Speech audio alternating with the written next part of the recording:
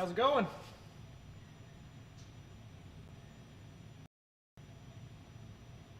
All right, got a lot of folks in here tonight. Thanks for joining show number 2 over here at Bitgohobby. Hopefully the sound is all right this time. Maybe not.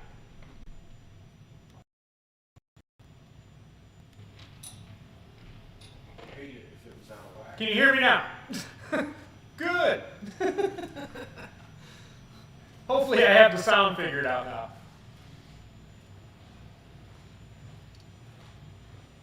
All right, what's going on, everybody? You guys hear me okay? All right, sweet.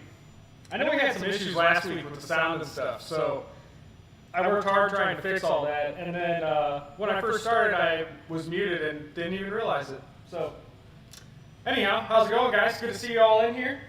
31 folks tonight. Cannot wait to get into some building. The show tonight is what should we build, and I figured I would leave it up to you guys.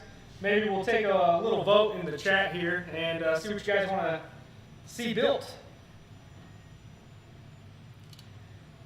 All right, good to see everybody. Chat's going super fast. We'll do a little roll call of what I can see here. So we have in the house tonight, Jackson's RC Aviation, Spencer Keith, Pterodactyl, Pilot Jerry RC, George Watts, Wild Bill, Dylan, I don't want to say your last name because I don't want to chop it up. George Watts, I think I said you, Ken Sprouse, Boss 223, Eddie K's RC, Lee Davidson's Hanger, Michael Rasha, how you doing, buddy? Hanger 51. All right, how's everybody doing tonight? Sorry if I missed anybody. But Mike SSI, Record Roy, all right, everybody. We got the whole gang in here tonight. I'm excited. Record Roy said, what's our options? I don't know, what do you guys want to see? I have an A-10 sitting in the box over there, Dynam Beaver, the DHC2. Yeah, I figured I would leave it up to you guys tonight.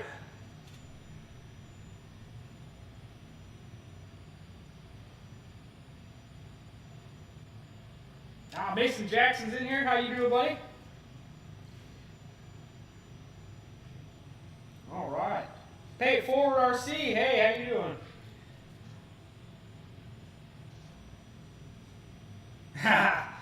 Pay It Forward said, do 2200mm B25 from Bitgo. I wish. I'd love to see a big B25 like that. Big anything. I love big planes. How about the P61 behind me? I will be completely honest with you guys. The P61 build can be a little, I guess, finicky is the best way of putting it. Yeah, so we'll wait on building that one.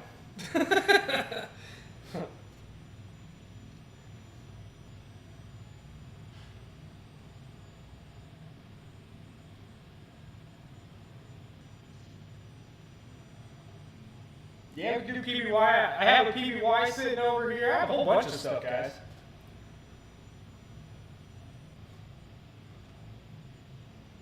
New balsa from Bitgo. Yeah, I think you guys might be seeing some of that later this week.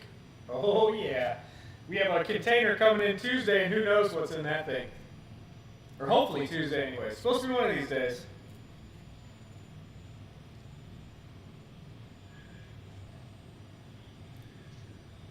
Beaver, A-10. Okay, all right. We'll do this. Whoever wants to see the Beaver built, put fire emojis. And whoever wants to see the A-10 built, put a thumbs up emoji. How about that? We'll tally up the score and see what wins.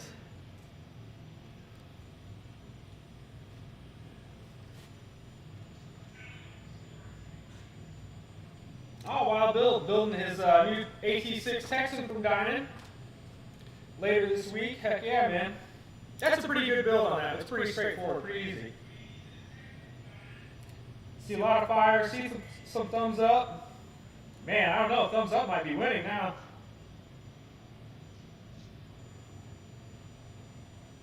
Some fire. We're about tied right now between the Beaver and the A-10. Need some tiebreakers in here. All right, that's an awfully lot of thumbs up. Well, there's a lot more fire. There's some cat faces. How many planes are in a container? Oh, man. A lot. When I say they play a very good game of Tetris over there, they really play a very good game of Tetris over there. It's literally packed to the brim. Like, when the container doors open, it's stacked perfectly in there. Like, I don't even know how they get the doors shut. If I had to guess, probably anywhere from 450 planes to 500 sometimes per container, plus you get small parts. So, I mean, there are a ton of planes per container.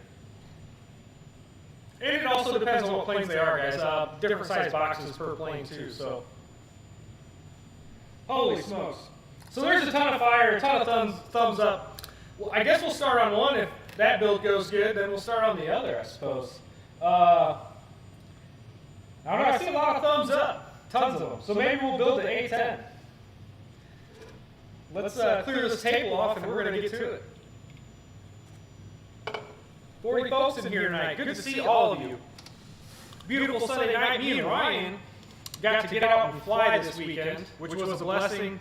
We finally had some upper 40-degree weather, lower 50s.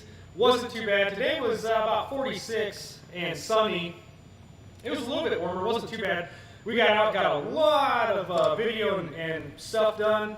Our buddy Ryan is actually editing up some pretty cool stuff for you guys right now, and there's lots of new releases coming from everybody here at Bitgo and other companies, and can't wait for you guys to see what's coming. Really excited for all of you. So, yeah, let's get this table cleared off, and we'll get to building.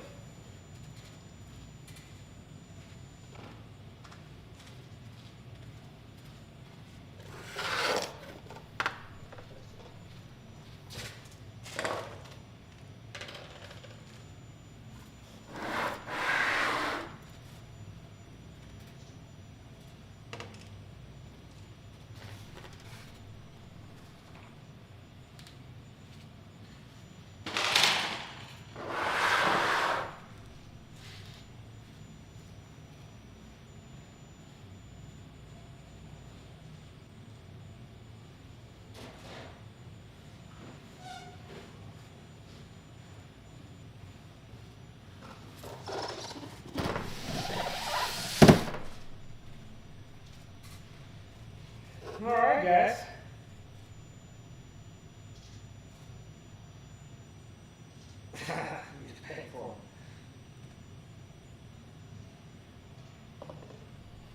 All right, dude. So what's going on? Yeah. So dropped some videos the past couple days here. Got a little drift video that we did. Did a little drifting in the air house here. That was pretty fun. And then I just released this morning the new Grand Cruiser maiden flight. It was super windy and was kind of a handful with the wind, but man, no gyro or anything, and it performed really well. I used Gavin 6C paired with a Detrum RX6C or RXC6 receiver, so I didn't have a gyro in it, and it did pretty well. I can't wait to get it back out and get some more videos for you guys when it gets a little bit calmer out.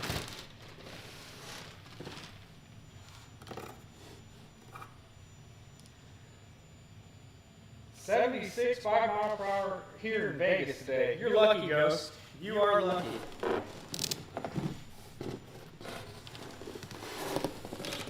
Oh, that's packed really good. When that happens, gotta loosen up the box a little bit. Alrighty. Beautiful. Alright, guys.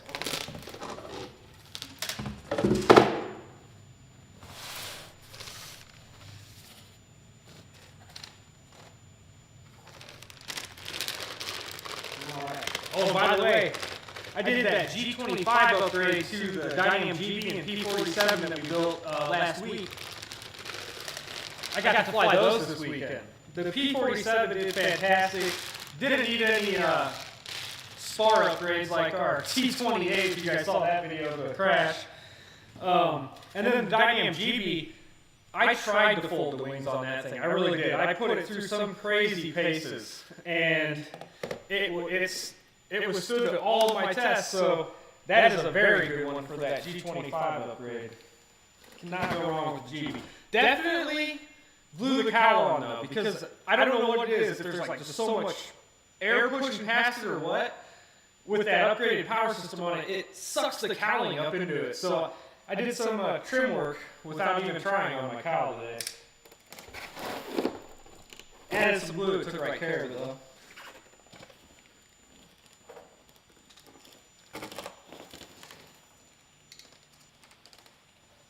Alright.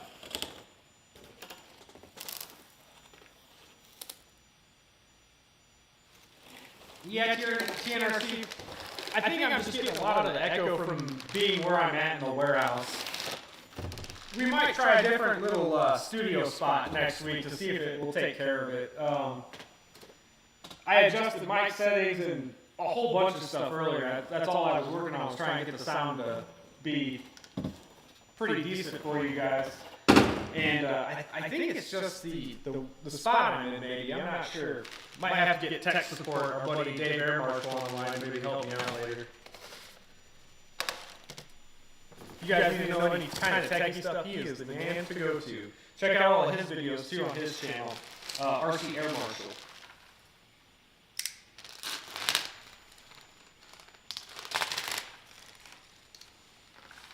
Alright. I don't know if you guys saw it either. Check out Dave's RC also. We sent him one of the Dynam Corsair V2s, and he has a unboxing. They did kind of like a little live unboxing yesterday on it. So check out his channel for sure as well. A technical echo going on. Darn it.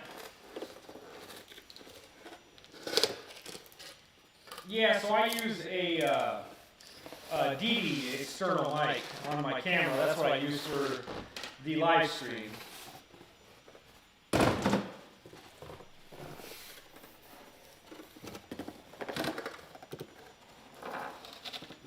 Yeah, that's not a bad idea, Lee, getting a mic that clips onto me. I wonder if I could just try a different mic, maybe. It does fine when we record, you know, out doing our flight videos and stuff. I don't know what's going on here. It could be the sound capture card I have too. I'm trying to kind of get that dialed in. That's kind of been a pain in the butt. So, new to all this streaming equipment. We'll get her dialed in though. Sorry about that.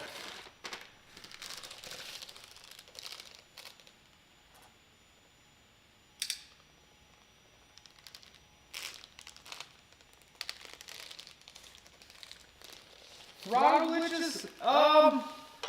No. The only throttle glitch I had on mine, Rage, was when I let the battery get a little bit too low, and I actually ended up having to dead stick my GB in today.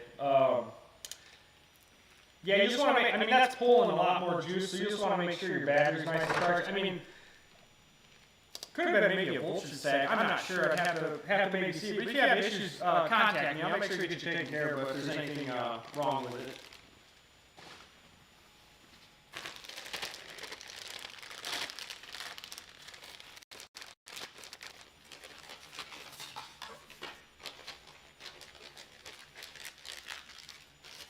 Yeah, Lee, that's what I thought too, but I should have them all turned off.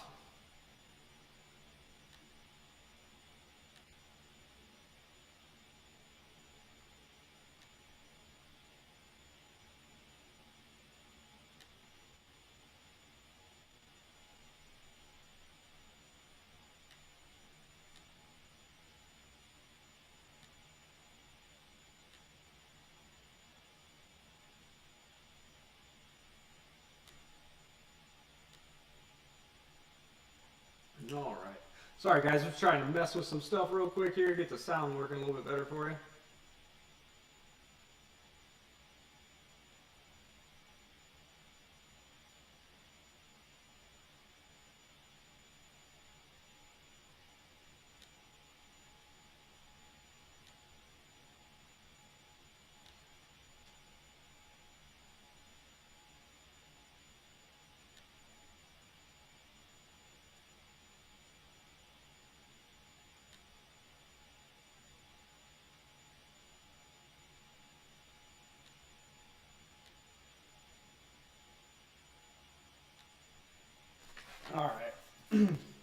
I don't know if that did anything or not to the sound, but yeah. So anyhow, guys, let's get back to this build. Sorry to keep you waiting.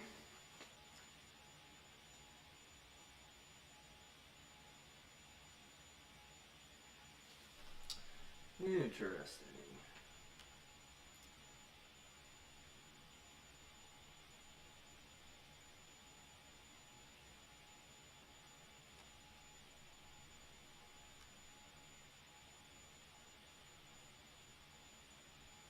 Sounds better? Okay, cool. I don't know what I just did. I turned some other stuff on that I had off. Maybe that was the issue.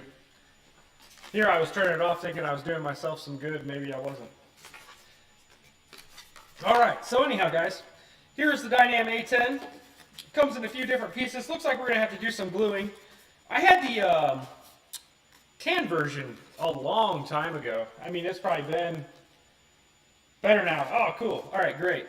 So yeah, I had the old, well, you can still get it, not the old version, the tan version. It's probably been 4 or 5 years ago now.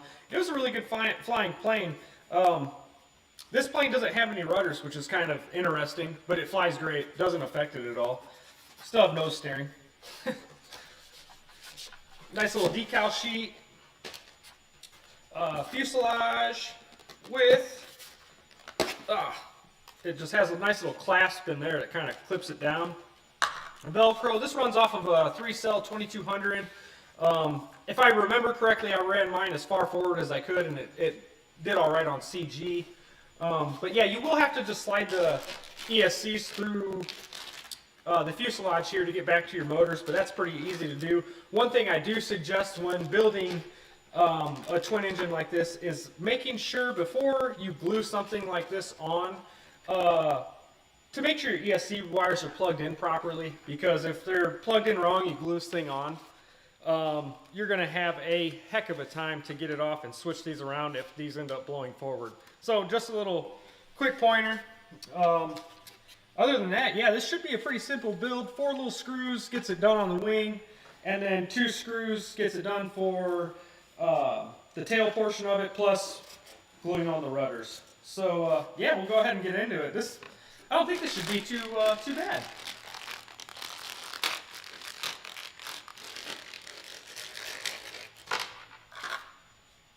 Alrighty. Sorry if I miss you guys in the chat too, guys, if I don't see it while I'm building. If there's a question or anything like that, put some emojis by it so maybe I can see it. It goes pretty quick.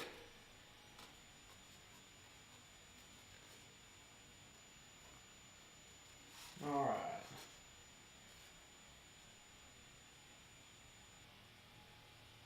Michael Rashka. Randy, how you doing, buddy?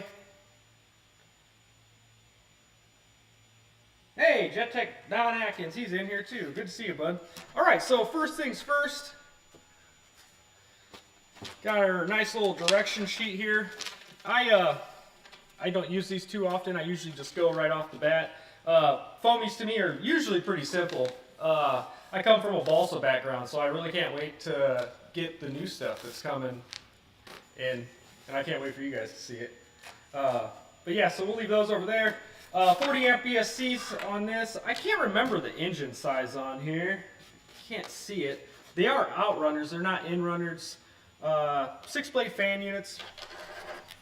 I can't wait to fly this thing. I remember the old one, or the old one I had, and it flew really well. So let's see, what do we want to start with? Maybe putting the ESCs through.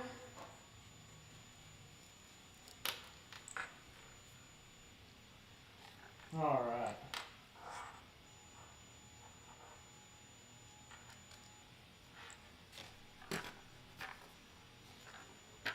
Try to see the best way of doing this one. Maybe, I wish I had some tape. I'd tape the end of this to get them through there a little easier. I don't know if I do.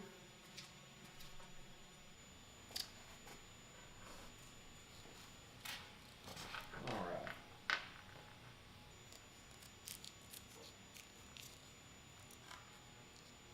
It's a little painter's tape I had on the table from doing a little side project the other day. We'll see if this will stick enough to get in there.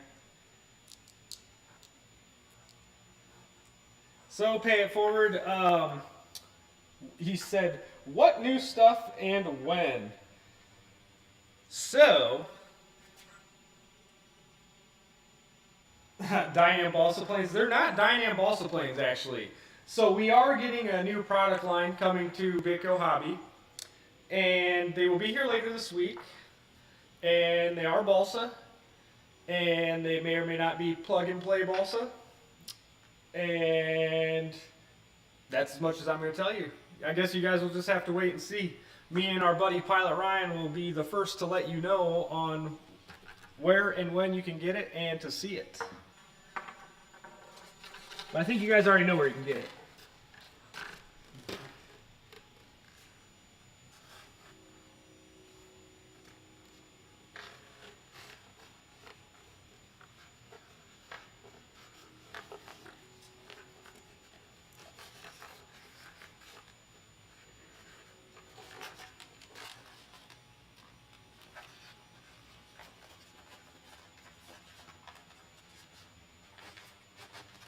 All right.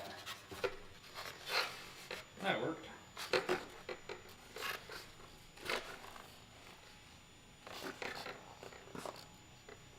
All right, so now we have all of that there. Take our tape off of it here.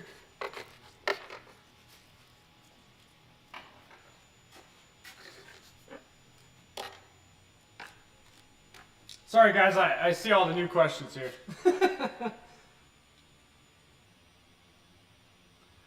Let's see. Bobby, can you give out the wingspan on the balsas? Yeah, so they're actually going to be pretty big.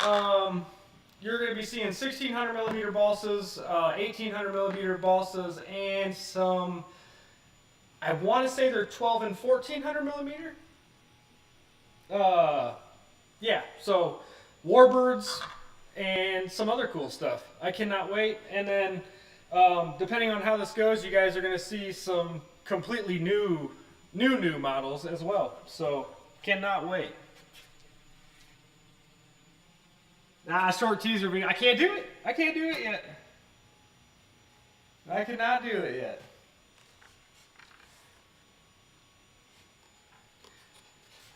Yeah, I wish I had some teaser videos for you, but not yet. But I have a feeling you guys might be seeing something like that soon. All right, making sure our ESC wires were separated there.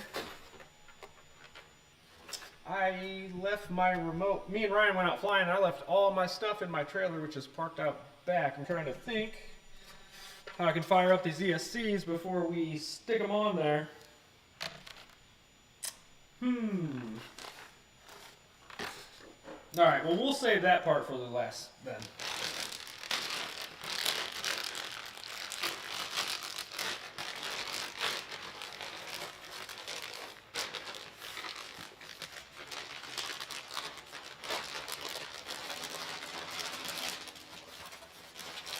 Give us an early Easter egg. I want to so bad, but they are so close to being here, guys, I promise. They're so close to being here, I don't want to give it away. I kind of gave it away, I guess, but... yeah, pay it forward, 1800 millimeter and warbirds, yep. I think the biggest one's 1800 millimeter. I may stand corrected. It might be a little bit, maybe 1700, I can't remember. Or do I? And just don't want to give it away. There's some cool stuff coming. Take my word for it. All right, let's grab our ERC stand here.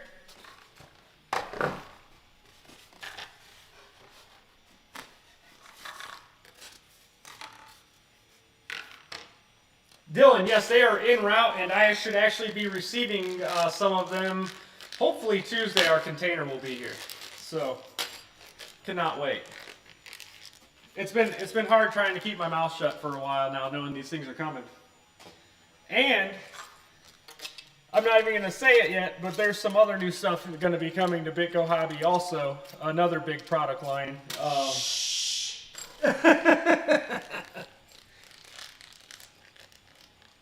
But yeah, some good stuff coming, guys.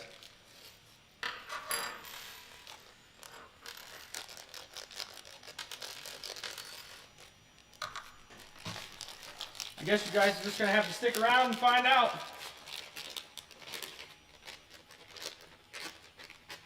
Hey, Pilot Ryan Media's in here. Check that out.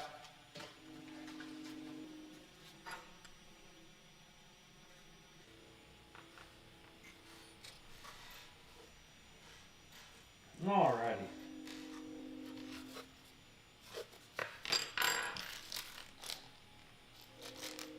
Those are for the wing, these are for the back. Alright, so 2 of these little longer screws gets it done on the back portion here.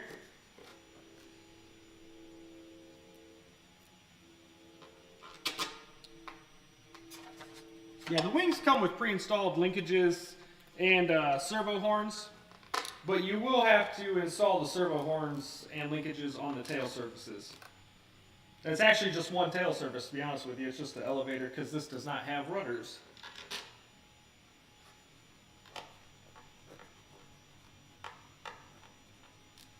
Michael Bear, I was just watching the latest Frank Sylvester classic and noticed you were on. Man, he... yeah, Frank Sylvester classic. I guess that's the best way you could put it, man.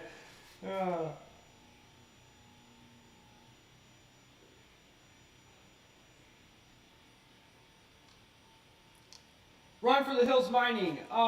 He said, Bobby, is that Tomcat G25 motor an upgrade ESC that Air Marshal put in the Hellcat going to make a big difference in performance? Yeah, you know what? It's going to make quite a bit of a difference in performance. I mean, it took my P47 to the next level. It's awesome, and my Dynam GB.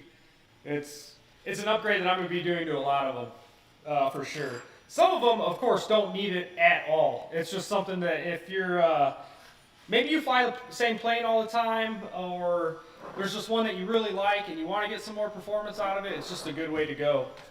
It's awesome. Alright, so we're going to undo the wire tie here. This wing feels more rigid than the old one.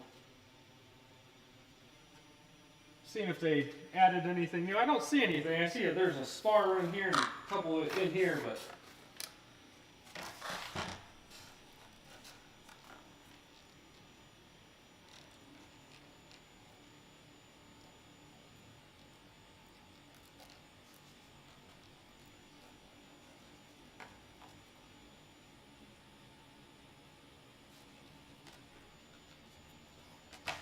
Alright. Yeah, I love A-10s too, George Watts. They're one of my favorites.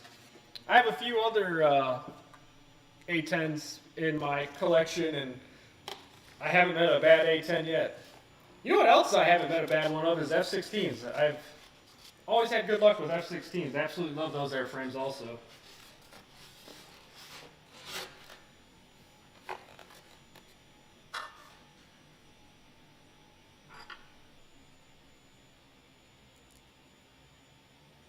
Oh, Lee, you upgraded that Meteor to 6S, huh, buddy? I bet you that thing is pretty quick. What kind of power system did you end up putting in that?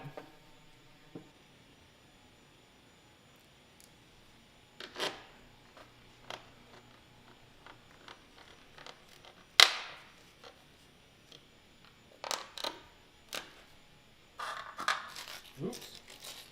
Another bag.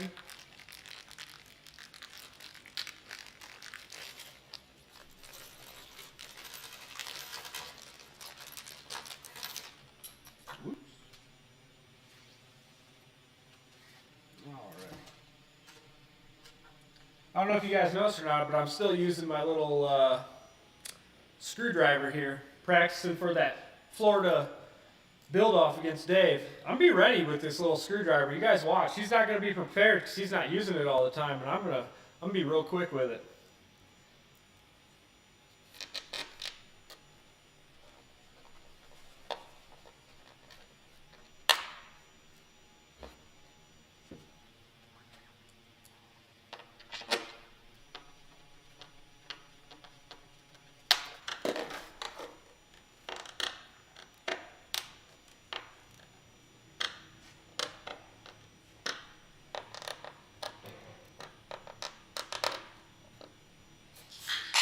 Alright, so there's that part.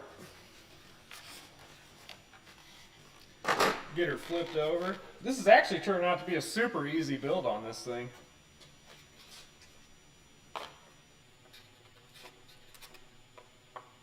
Make sure my ESC wires stay separated there so I'm not plugging in the wrong stuff. Sorry guys, trying to keep them in the chat. I know it looks like I'm looking away from you too, but I'm really just looking at the chat. I should get like a monitor right here so I can see the chat and still be like looking at you and talking.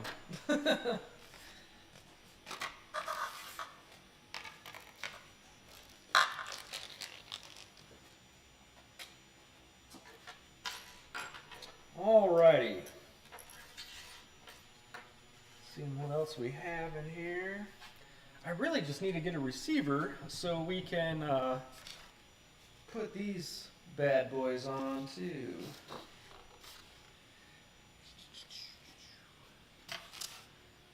You guys can hang tight for like 2 seconds. I'm gonna run out to my trailer and grab my little box of goodies so I can grab a receiver out of it and pair this bad boy up so we can make sure the EDFs are spinning the correct way when we plug in our ESC wires. I will be right back. Sorry.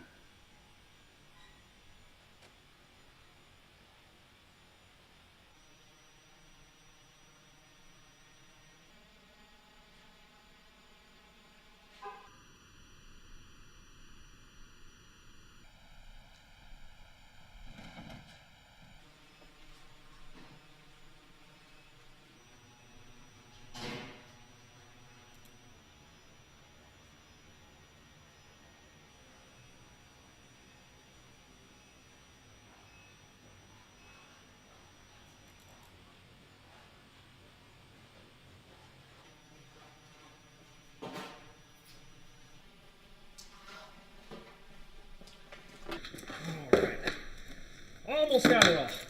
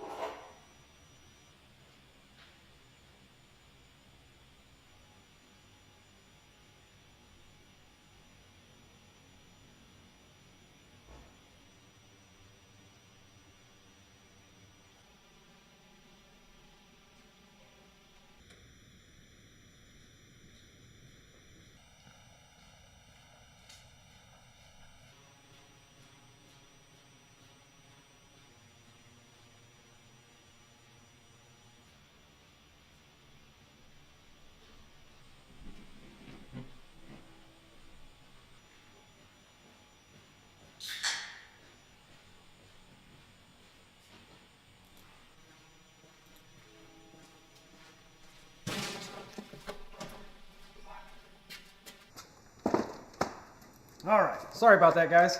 We're back. All right, so what we're going to be doing today is putting the RXT6 receiver in this bad boy. This is a great little receiver, especially paired with the Gavin 6C. This is what I flew in the Dynam Cessna Grand Cruiser, the latest video that we did on it.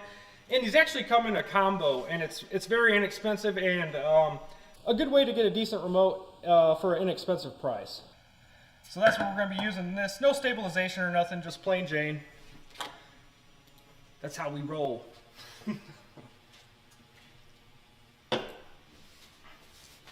I actually don't use stabilization too much. I love it. I do like it, but yeah, it's definitely a great tool to have in windy situations, though. Like yesterday, I could have definitely used one.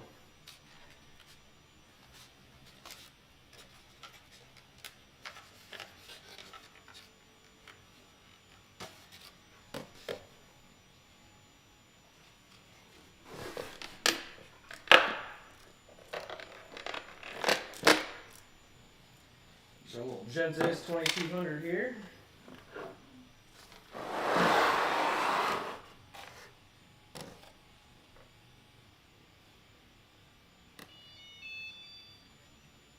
Alright, sorry if I missed anything in the chat, guys.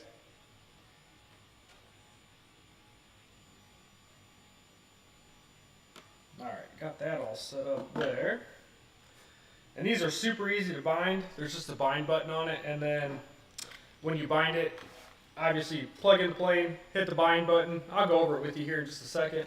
And then you want to hit like the trainer switch to hold it up while you turn on the remote, and that's going to bind it for you. Wait for some beeps and you're set.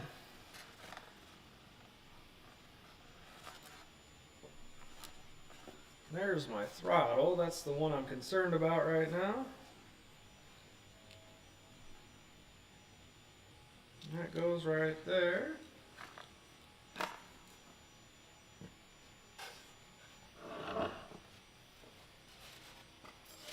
Plug these in. Whoops. Do it like this.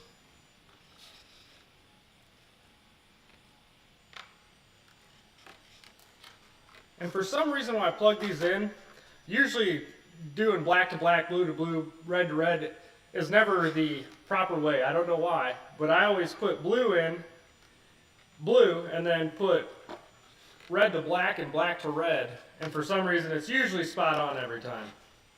Usually.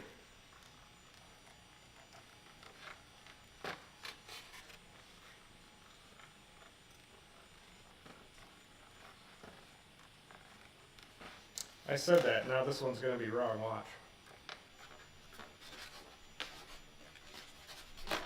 Alright, those are on there.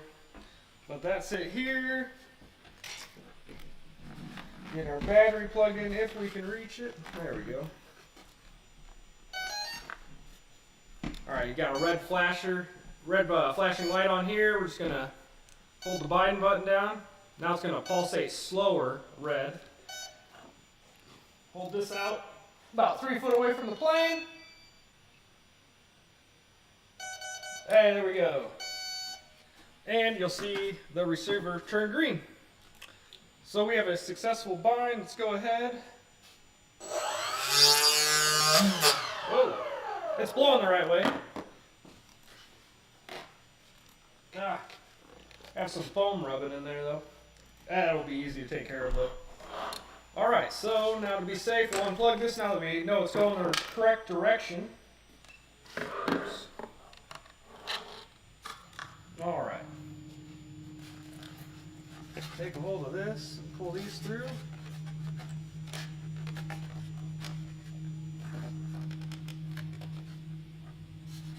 I always like to dry fit everything before I glue it. Alright, yeah, it fits nice and snug.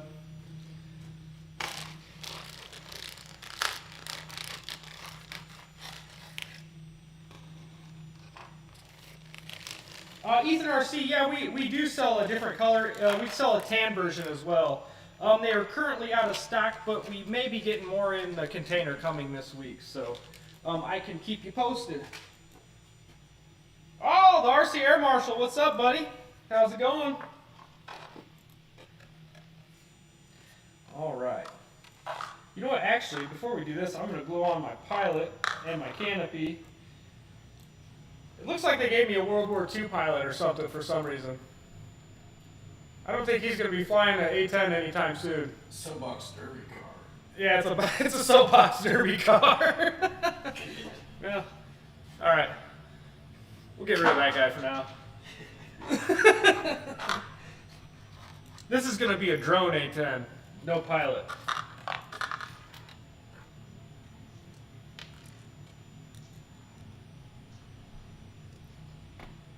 Hey, Fred Barron, how you doing, buddy?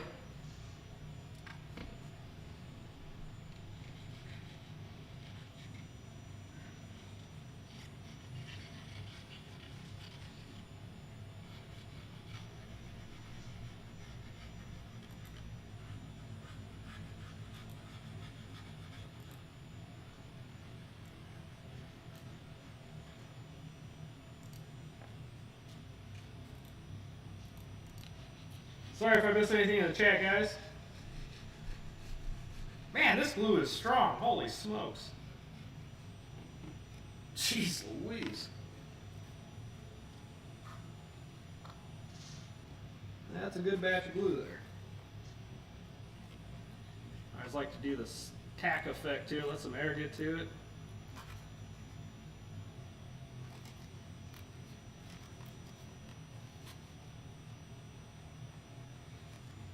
Alrighty. We'll set that off to the side, let the glue kind of set up on it a little bit. This is kind of like a foam tack, so it doesn't set up right away, but give it about an hour or two, it'll get pretty tacky. Full cure is probably about 12 hours. Usually I can glue something, come in the next morning, it's nice and solid, ready to go. Alright, some extensions probably for some other stuff here. I wish I had epoxy actually. I usually use a 5-minute epoxy on a lot of this stuff, especially like rudders, my tail surfaces and stuff like that that don't have any moving points to them. I just like the way epoxy bonds a little bit more. It's personal preference, of course. This foam tack and the supplied glue works great, but I just like the 5-minute epoxy. It kind of speeds up the build process, and I like the bond of it. But we'll go ahead and we'll use some CA. Some CA today. I forgot the kicker, but hopefully it'll still set up all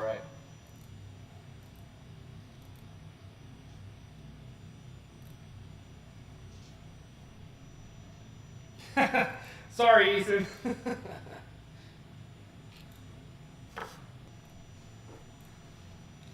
All right. Go ahead and get these glued on here too.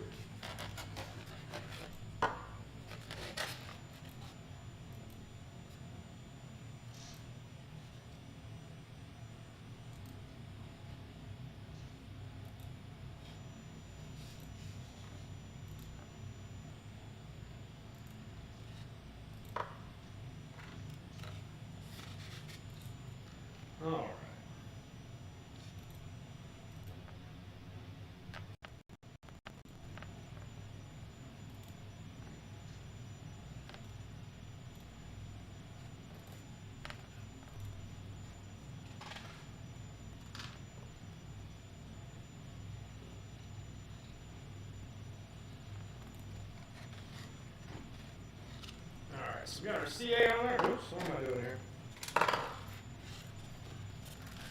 And always I like to keep a hand up here, keep my ESC wires tight as I set this kind of stuff in. Just keeps them out of the way. There we go.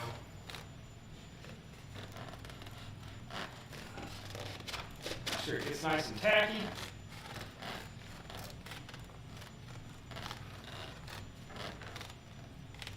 All right, then we'll leave that sit.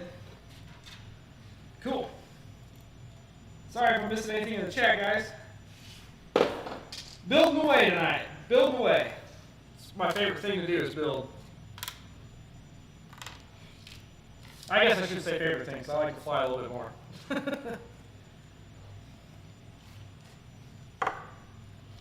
All righty.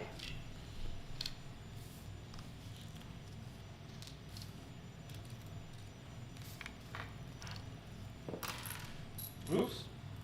I'm shooting stuff all over the place here.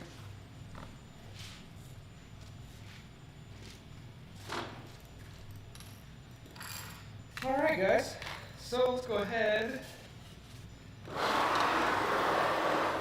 spin this around.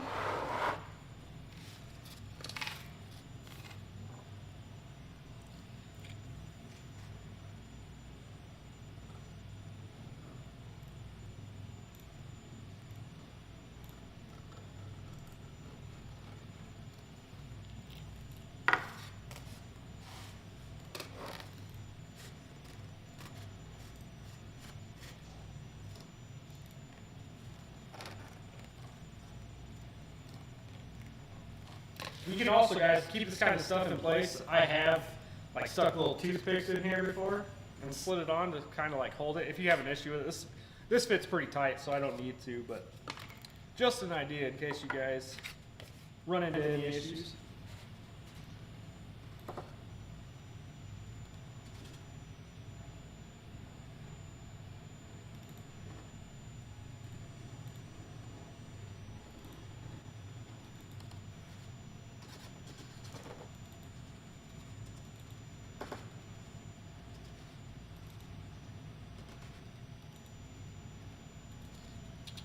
Alrighty.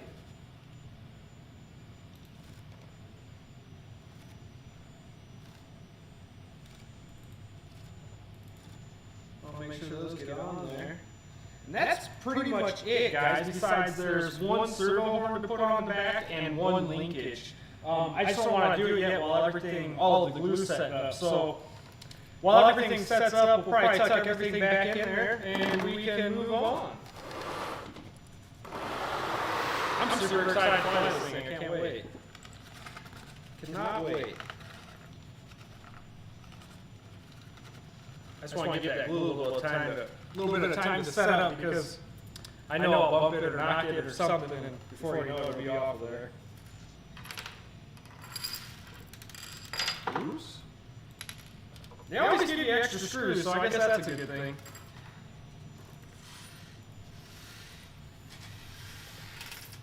Alright.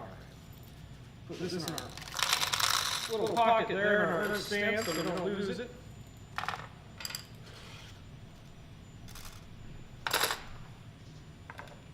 Yeah, so it's a pretty painless build, as you can see. I mean, gluing that stuff on is the hardest part, and setting up the receiver. Other than that, I mean, it's fairly quick.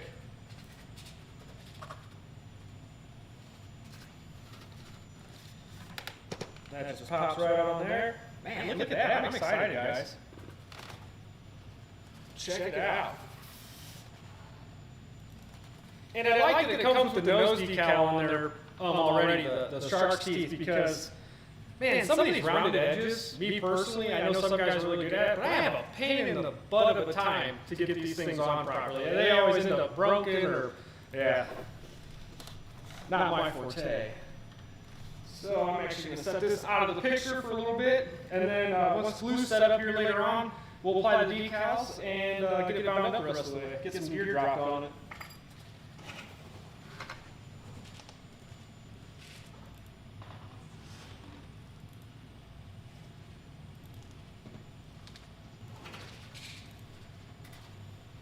Alright.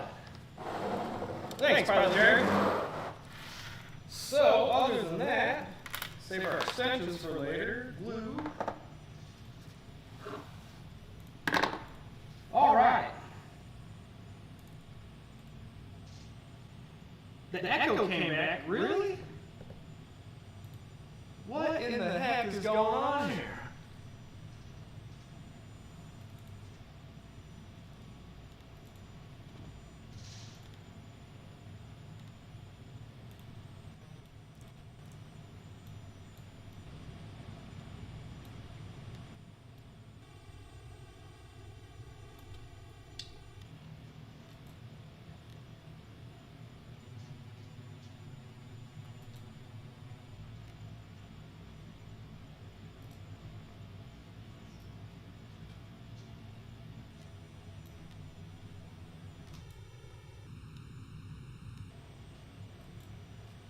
How about now? Can you guys hear me now all right? Maybe that fixed it, I'm not sure.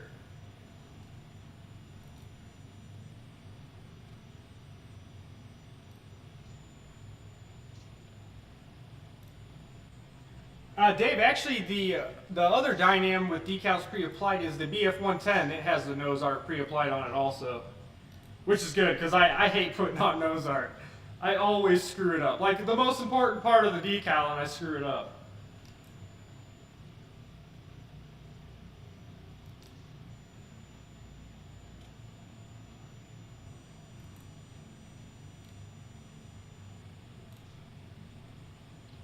Michael Bear, Bobby, please invite Frank Sylvester in to do a guest build. I want to expand my vocabulary. You know what, if we ever have him on the show, I'm going to give him the most impossible build we have. Like, the most horrible one to build out there. Like, the most time-consuming one. Maybe make it a little, a little hard on him. I don't think it would turn out too well, though. He's actually, I think he's from like the Indy area. He's kind of by us a little bit. I heard he's a really nice guy, though. I'm sure he just gets a little PO'd when he crashes stuff. We all do sometimes, but he definitely takes it to the next level. I think he's my spirit animal or something.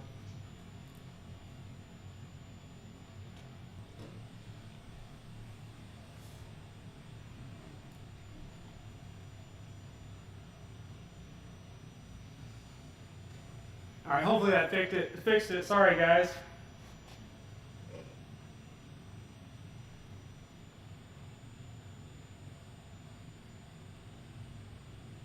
Yeah, David, that decal is hard to get on the Focke-Wulf.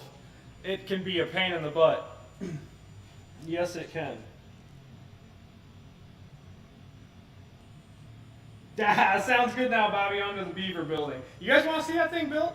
So this one, I'll be honest with you, we're going to kind of have to check it over. I got it as a returned item.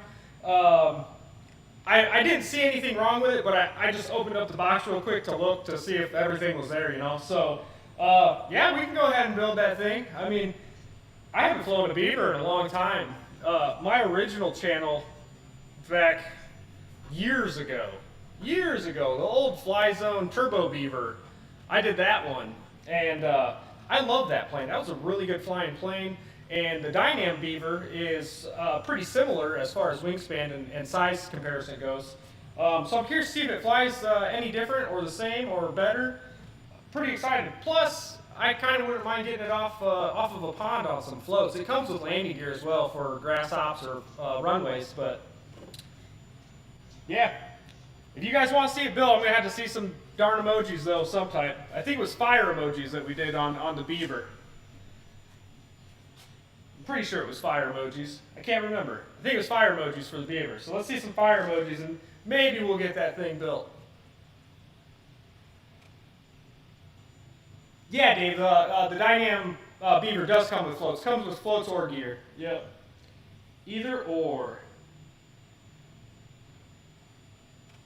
Me too, George. I always have enjoyed a nice Beaver.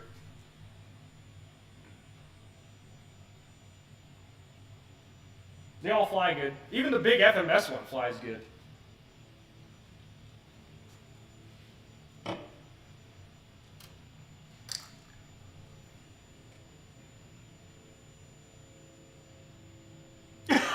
Michael Rajka.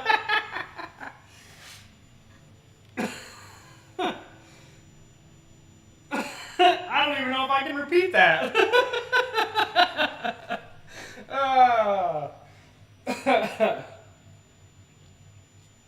All right, there's quite a few fire emojis. Let's do this thing.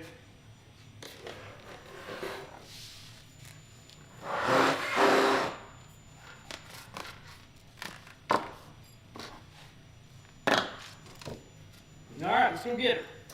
Whoop. Probably move the A-10 box so I put her.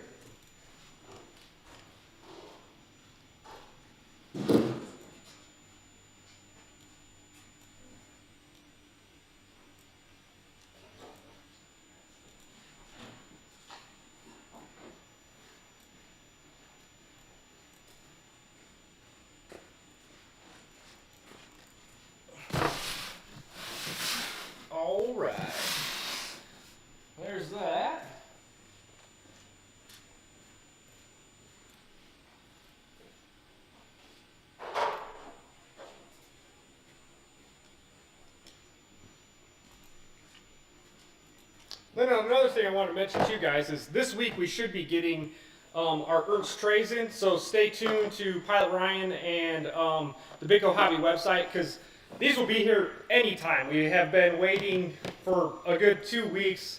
Something happened with the shipment. We were supposed to get them last week and are still waiting, unfortunately. I had to make some phone calls to figure out what's going on. But yeah, these awesome little organizing trays from Ernst, all made in the USA. Great company, great people to work with. Yeah, so check them out. They'll be hitting the website here soon. Just wanted to put that in your ears so you guys were, if you were interested, you'll know when they're coming.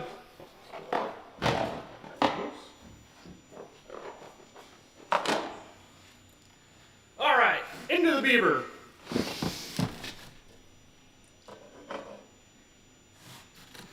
Yeah, Dave, the trays look awesome. They're really durable too, that really nice Ernst plastic.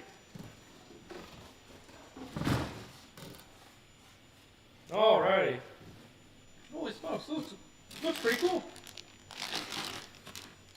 Alright, so it looks like it's been opened a few times. But that's alright. Someone's got to give these poor return planes some love. Jeez. We'll fix them up. Sometimes I don't even think there's anything wrong with some of them. I think some people just maybe buy something, sing it, and it might be a little bit beyond their skill level once they get it, maybe. Everything looks intact on this. So these are the floats for it, guys, right here. Comes with a little carbon spar there to link the two together. Oh, never mind, I'm sorry, that wasn't a carbon spar. It's a control linkage. Ah, that's pretty cool. It's control linkages for the water rudders. Some wing wires there. Or maybe those are for the floats too. Our plastic parts set. Screw bag. Make sure all of our plastic parts are here. I think they are. This is my first time digging into one of these too, guys.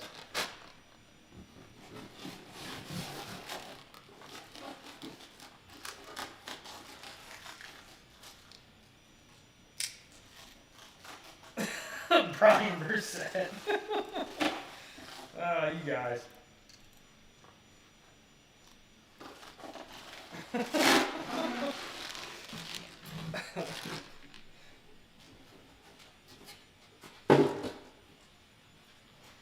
Alright. Yes, that looks pretty good. I don't even think this person even opened up the wings. Jeez.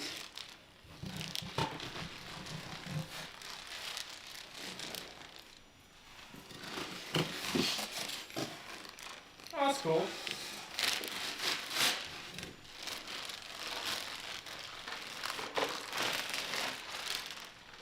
What it actually looks like, that's kind of interesting. So this is my first time seeing this too. There's nice little panel lights for the doors. It actually has the bubble window on the sides here. That's kind of cool.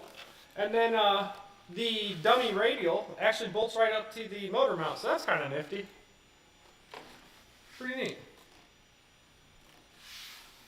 Trying to figure out. Oh, it's a bottom feeder. So the battery's going to go in through the bottom here. Looks like we have a 50 amp ESC with what motor combos on here?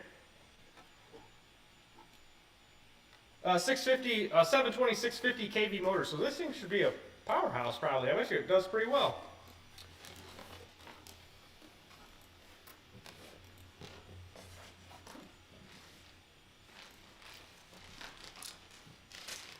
Yeah, Wild Bill, maybe they did. Yeah, that could very well be. Maybe they thought it was a little bit too much work for them. Very well could be. It happens. Especially for some of our newcomers to the hobby. I mean, being new and you see something super cool and maybe some of your favorite YouTubers or whoever's showing it off or even seeing it at the field, you're like, man, I need to get that. But not realizing it might be a little bit too far out of your grasp still. So, happens to the best of us. There's a lot of cool things out there, you just have to work up to them usually. Alright. Trying to make sure we didn't forget anything in the box. I think that's everything.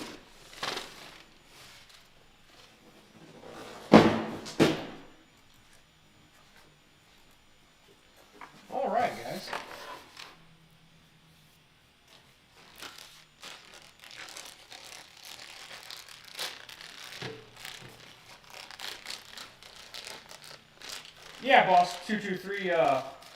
It's nice that I do like that quite a bit as well, that the decals don't come on the plane. Because if you want to do a custom paint job, it's bare bones and you're ready to go. You don't have to peel off stickers and then have the marks there and have to worry about filling them and sanding them. And yeah, it's really nice if you want to do a custom job on these. I do quite a bit of stuff. And then even like some of these that I get that are plain, I'll put different decal sets on them and make it look like a military scheme or whatever, just leaving the stock paint job. I did that with my Citation, my little turbojet. And that thing looked really good. That's a good flying plane, that little turbojet. That thing flies awesome.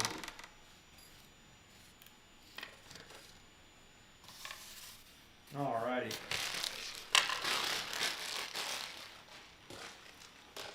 "60 folks in here tonight. Thank you all for joining on this Sunday night. Glad you are all here. It's a good time. It's my favorite people to hang out with and we get to build some planes. What else better for a Sunday night?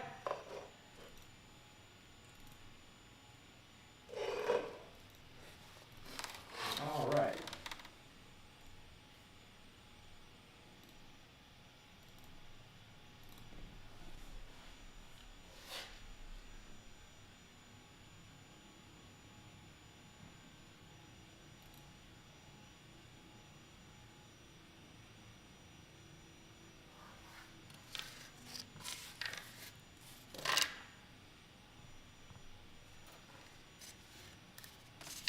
Okay.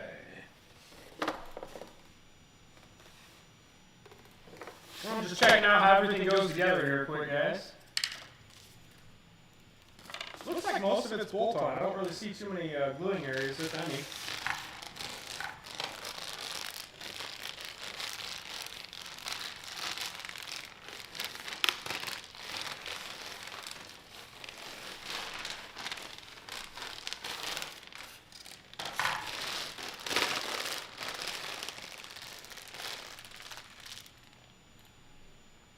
God damn it, RC. How many open box planes do you have, Bobby? Is that number growing, or are you going to start selling the open boxes? Yeah, you know what? We just might start selling the open boxes. We actually don't have too many right now, so that's always a good thing, of course. But yeah, I'm sure you guys will see that in the future. Some like a open box area or scratch and dent or something like that.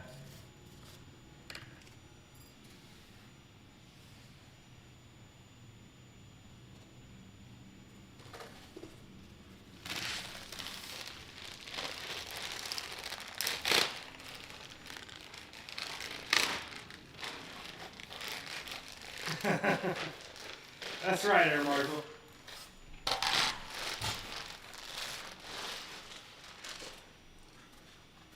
All right.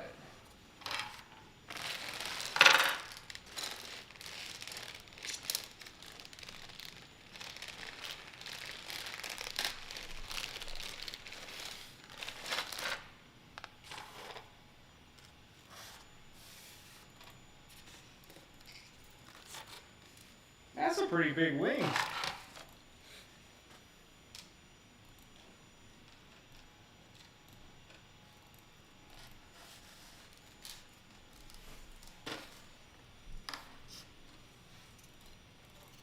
Learn to fly, RC. How you doing?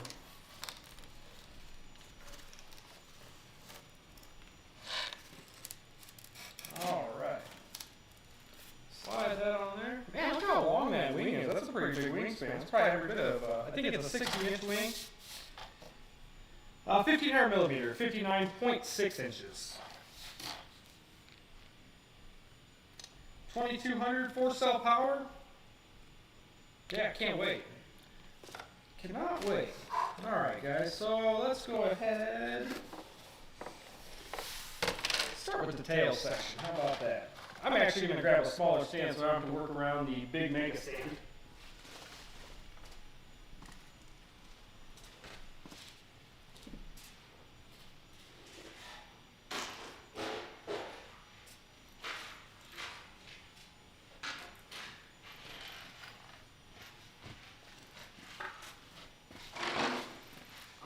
Grab my green earth stand here. It's my favorite color. I love this stand. Okay, let's see here. So it looks like 2 bolts on the bottom to get this on.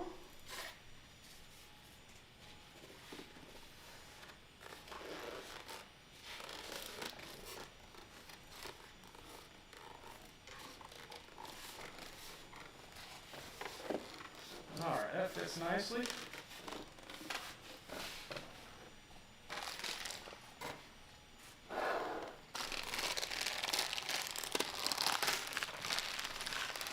How you doing, Tokyo?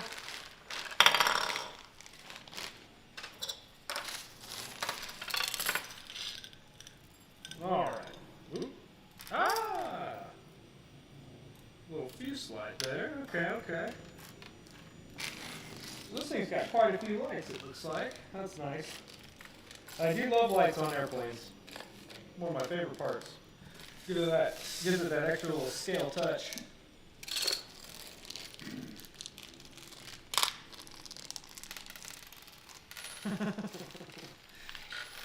Thanks, Pilot Jerry.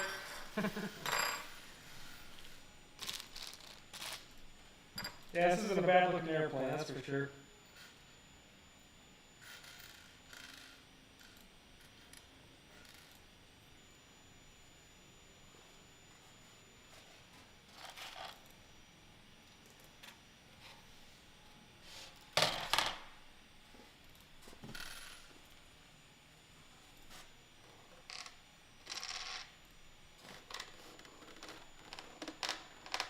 Oops. Wrong screw.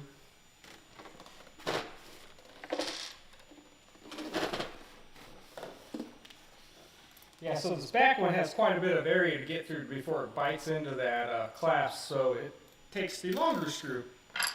Wasn't paying any attention until I dropped it in there.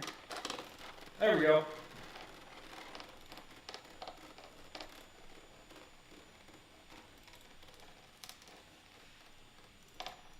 Alright, that one's in there, nice.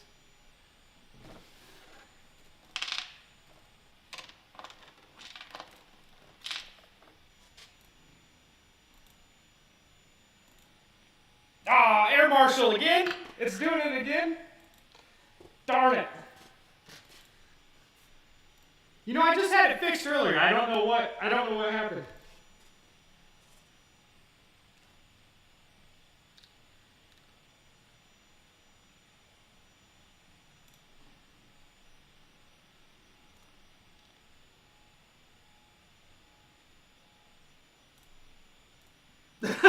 Downhill.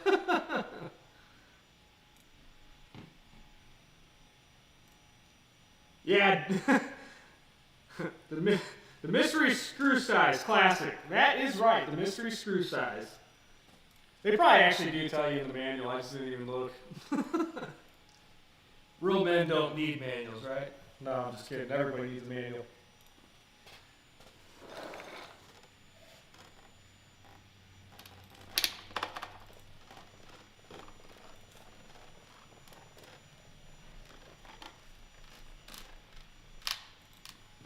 I think you're right, George Watts. I think Ryan is back there messing with me. Messing with the sound somehow or another. Trying to sabotage us around here.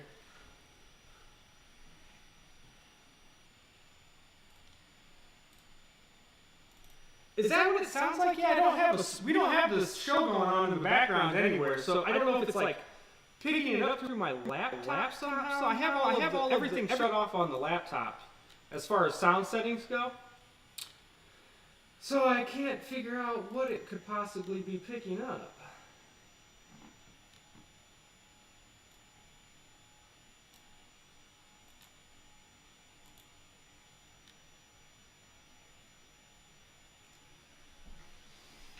Yeah, I don't know, guys.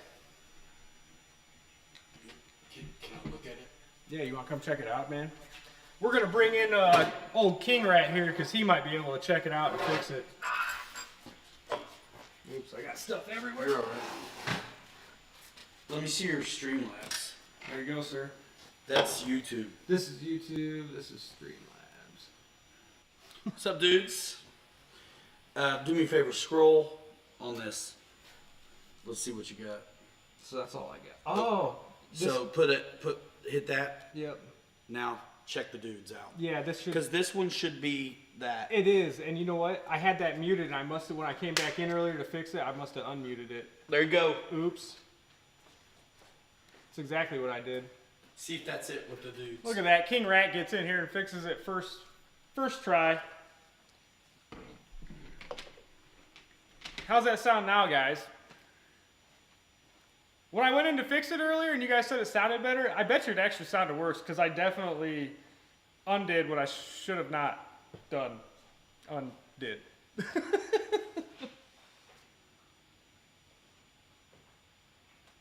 Sounds awesome now. Ryan did it. All right, cool. Cool. That's all it was. Simple little click of a button. Hopefully I didn't shut anything off now on here that I needed to have on. All that did was turn off like your web, like your laptop mic. The laptop. And I thought I had it off the whole time, you know? Crazy.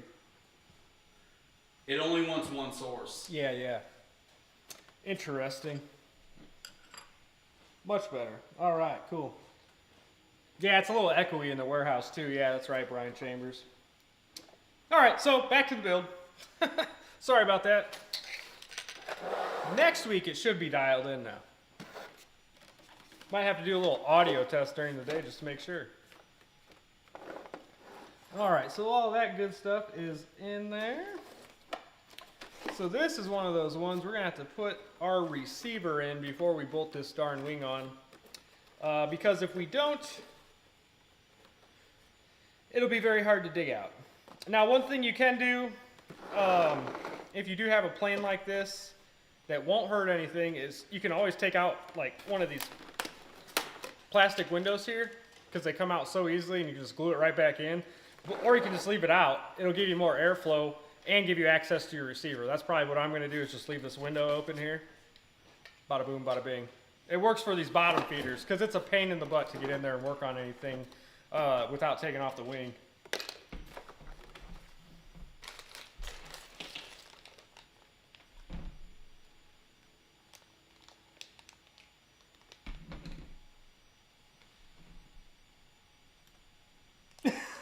Michael Rashga. Sea Mafia, I want to hear about the Balsa Draco. Yeah, that'd be cool, huh? I don't think you guys will ever, I don't think you'll see anything like that. But there's some other cool stuff as Balsa. And some of it might be like in like the related category as far as like maybe a high wing balsa plane, so who knows?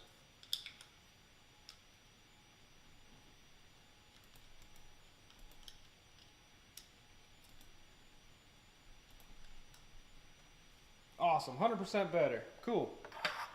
Glad that fixed it. I must have undone that by accident.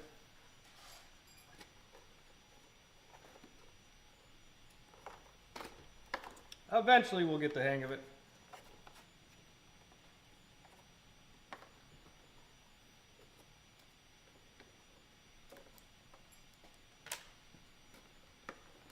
All right, I'll be right back, guys. I'm going to grab a receiver for this real quick so we can bind it up and make sure everything's good to go. And it'll kind of allow me something to grab in here with my window being open when we put on the wing. Be right back. Yes, Dustin Gable, I am using Streamlabs.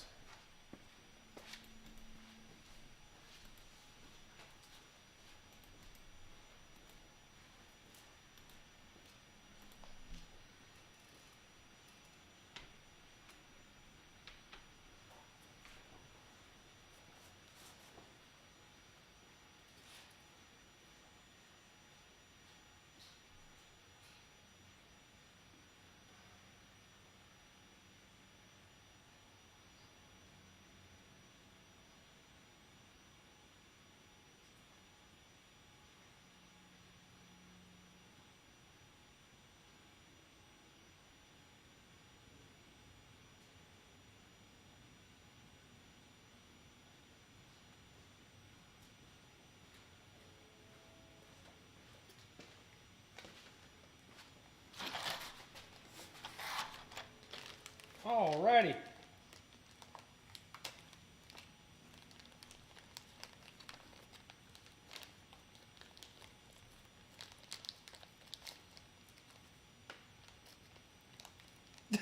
RC Air Marshal. That's pretty funny, man.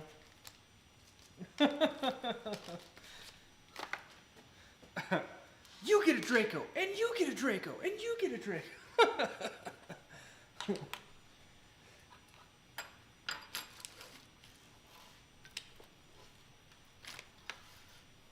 All right.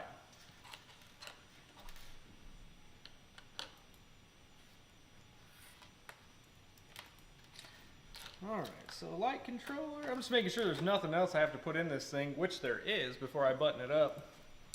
So this little guy gets glued on the top. It is the light beacon.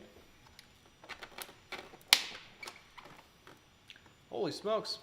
So you might have to get to fit this little connector in here. You might have to do a little, make some adjustments to the hole that they have pre-drilled, because it is not by any means big enough.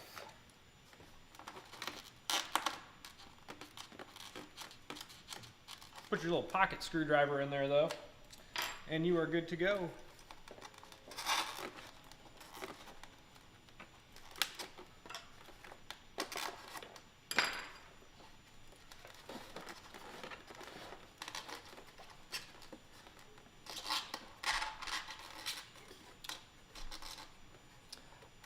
Lee Davidson, I don't know, buddy. We might be able to make that happen though.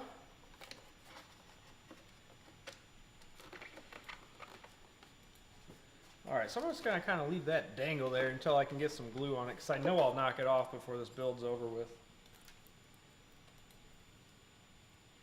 These light controllers, I always just leave them right in the bundle. I usually don't unplug them, or undo them, because it kind of just leaves it nice and tidy. But this one I am going to undo so I can put the rest of the wires with it.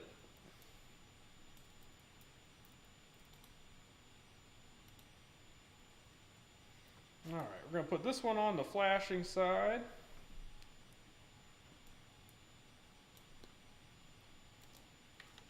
And then these two we'll put on our wings. Flip this over.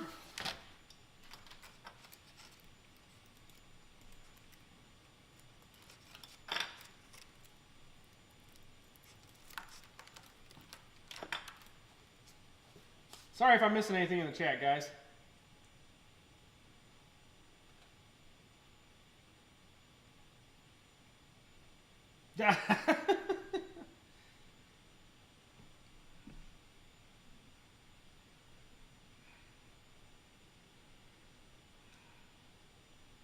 Ah, Fred Barron RC, you missed the jug last weekend, buddy. We actually built the, or we didn't build the P47, but we had the P47 that Ryan and I built, and put the G25 upgrade on it with a 60 amp ESC.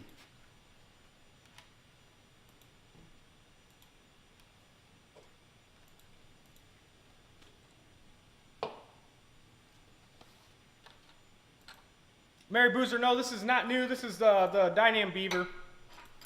She's an oldie but a goldie. It's one I have not flown yet. Or seen, actually. This is my first time getting one out of the box, so can't wait.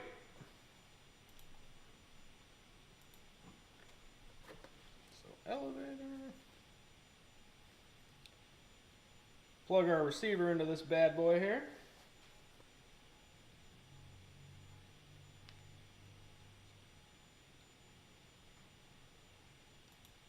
Glider. Oh, the Sonic 185. No, Brian Chambers. You know what? I haven't flown that one yet either. Maybe we will do that one here soon. We just got a few of those in back in stock, actually.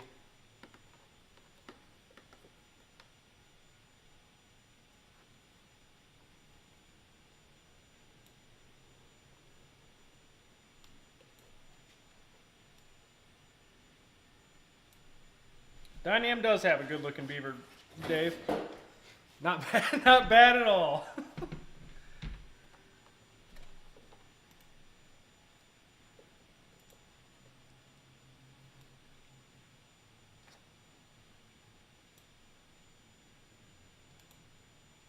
No, GNRC, it comes with floats and landing gear. I thought. It should. Oh, you know what? I took the landing gear out of this one. actually.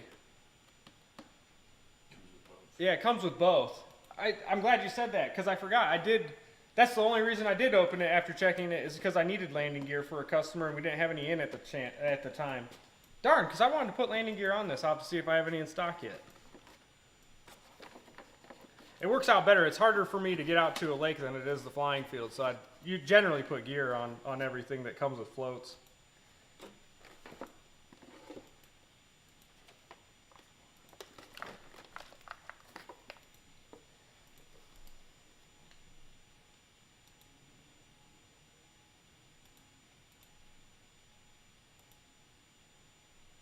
Yeah, that would be pretty cool, Dave. Long range FPV system on one of those 185s, that would be pretty neat.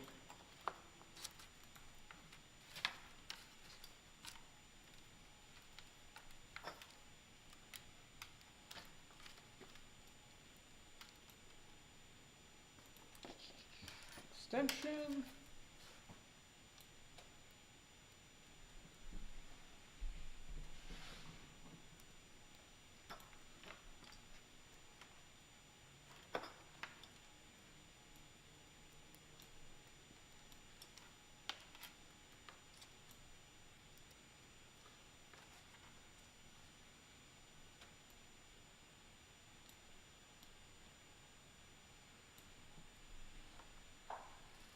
Yeah, the wheels were inside the pontoons. Yeah, that is pretty cool.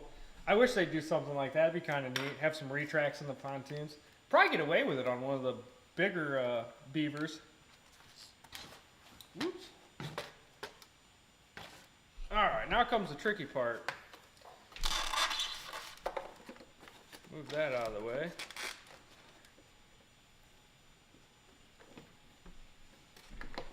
Got more wires than the Empire State Building in this thing right now.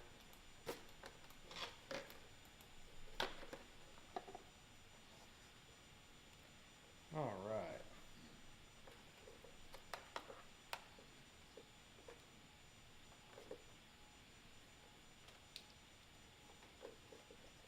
Flaps.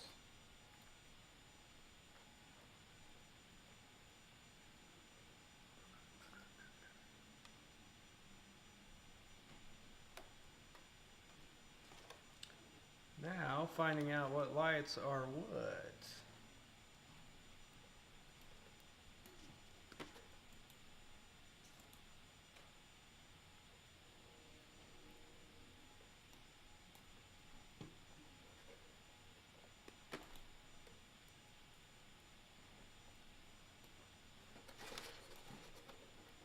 Oops. All right, that one's hooked up, that one's hooked up.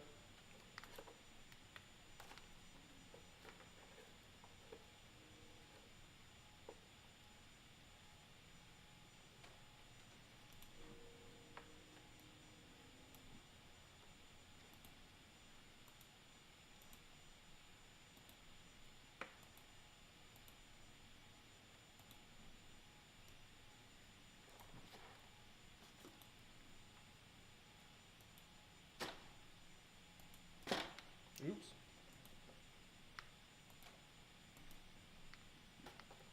I want to do my lights a little bit different, actually. Whoops.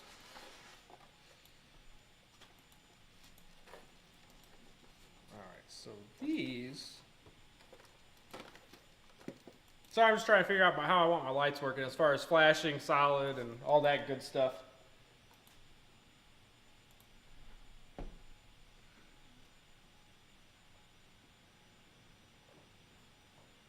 All right.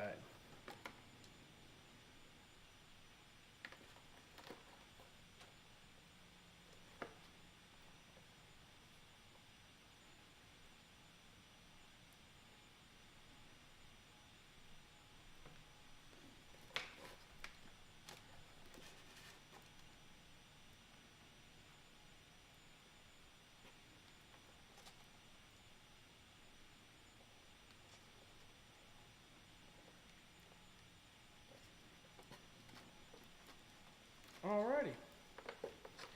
Plug that into our extra spot here.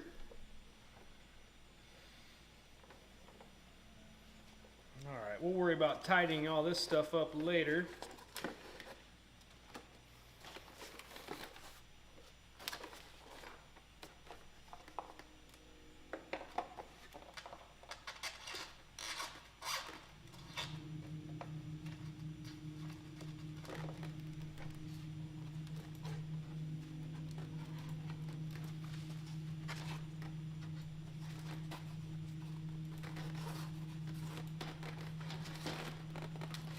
All right, there we go.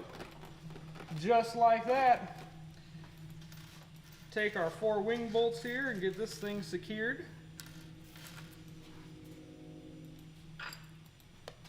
Oops.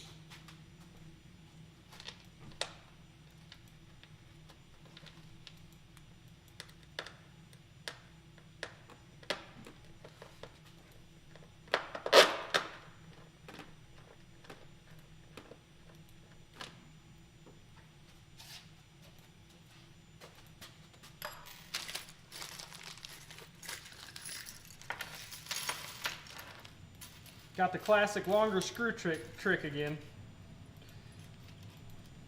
Put the short screw in again.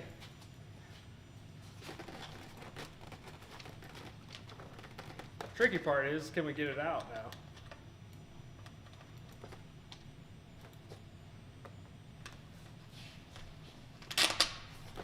There we go.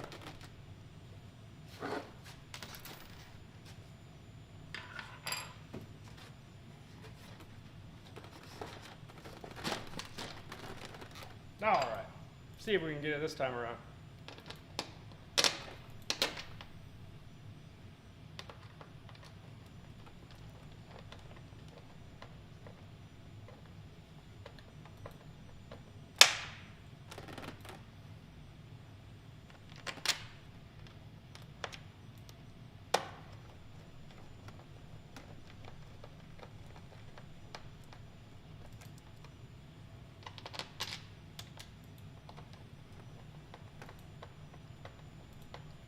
Sorry if I missed anything in the comments, guys. If there is a question, just throw some emojis by it, and that way I can maybe catch it a little bit quicker.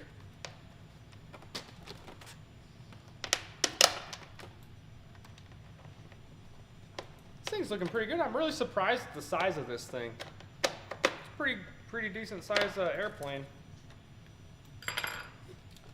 All right, there's that. What else are we missing out of this? I feel like we're missing something else.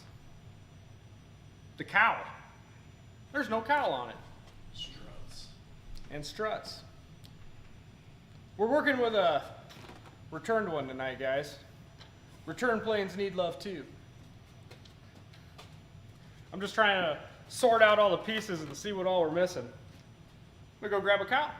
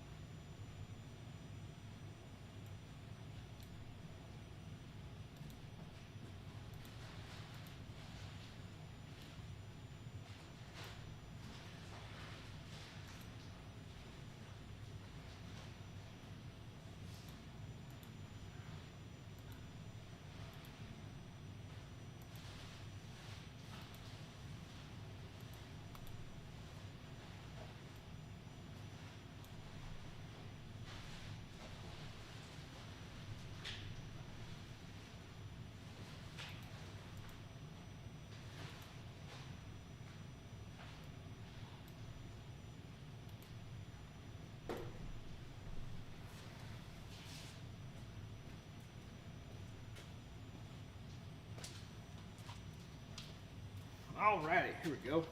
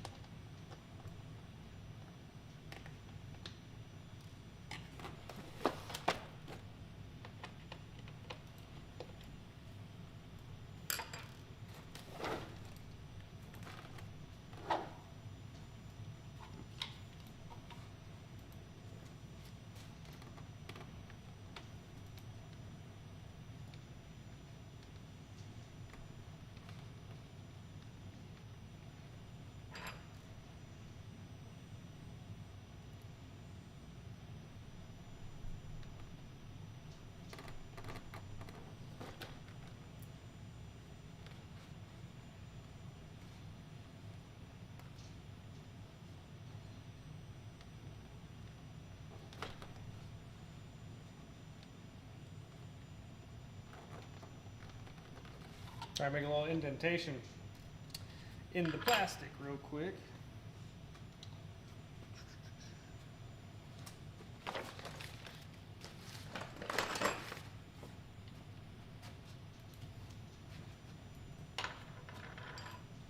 Scoutobot, what's up, buddy? How are you?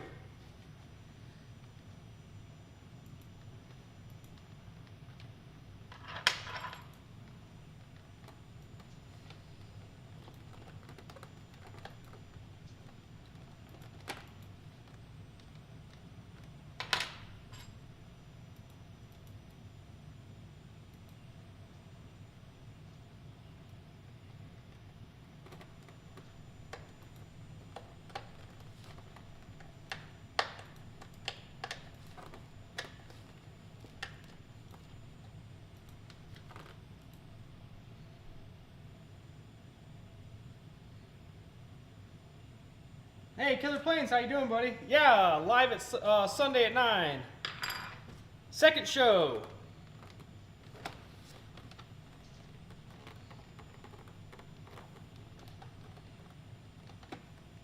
So with these replacement cowls, I've noticed, guys, is like there's little indentations on the cowling to put the screws, but you might have to use like a little razor blade or something just to pop through there to get your screw to get started, because it is kind of a pain in the butt to get through that hard plastic. But after doing that, it goes in pretty smoothly.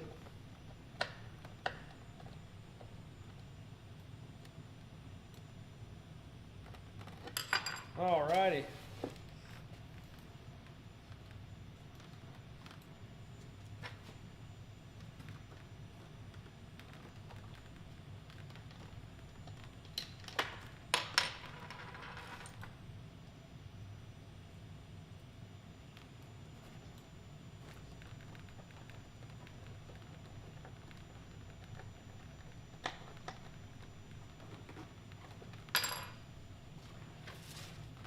Alright. Looks a little better with the cowling on there, huh? I could not figure out for the life of me what we were missing, and that's definitely what it was.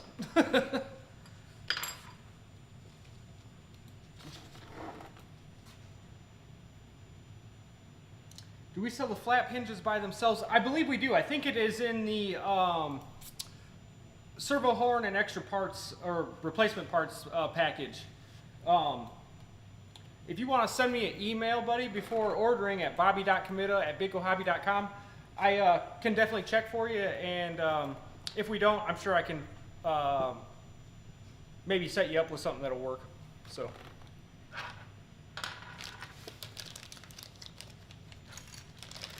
Or contact me on Facebook Messenger. I know a lot of you guys, rather than email, a lot of you guys contact me on Facebook Messenger, so that's fine too.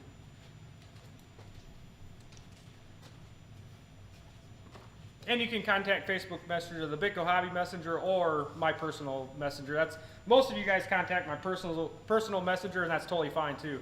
So yeah, whatever works and whatever lets you get a hold of me the quickest is fine with me.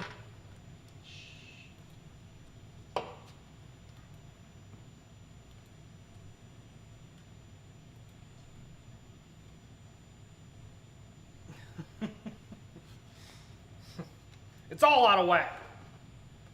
It's all out of whack. All right. Let's get our prop on this bad boy.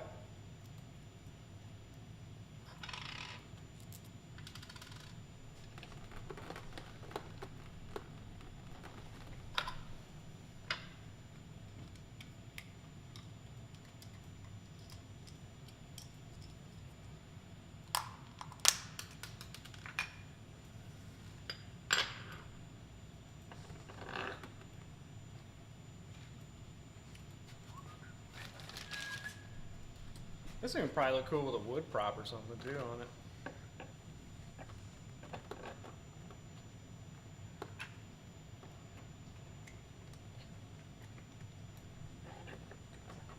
Just making sure I got the prop lined up right.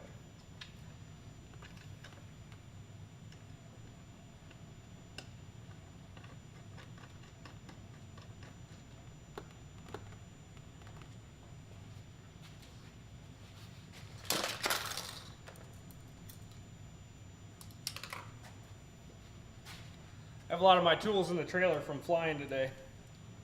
So we're using vice grips tonight to tighten the prop nut down.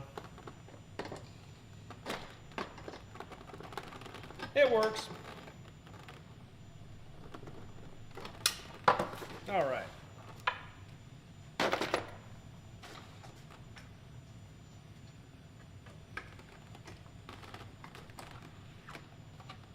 You know, I just tested that on there and then I slide it over too much. I have to loosen again. The joy of props.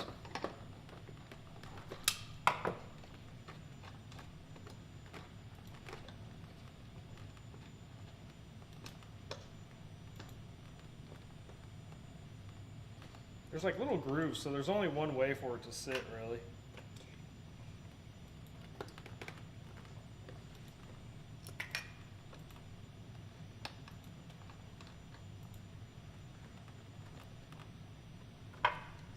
Try this again.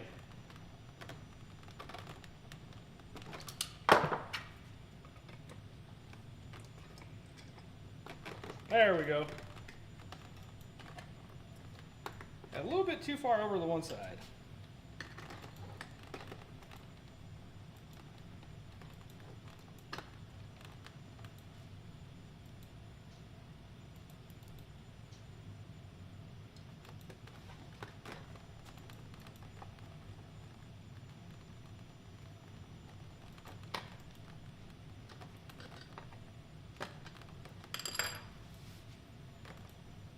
Cool. All right, guys. It's looking pretty good. Now, do we want to put floats on this, or do we want to put gear on it when they come in? Is the question. What time we got here? All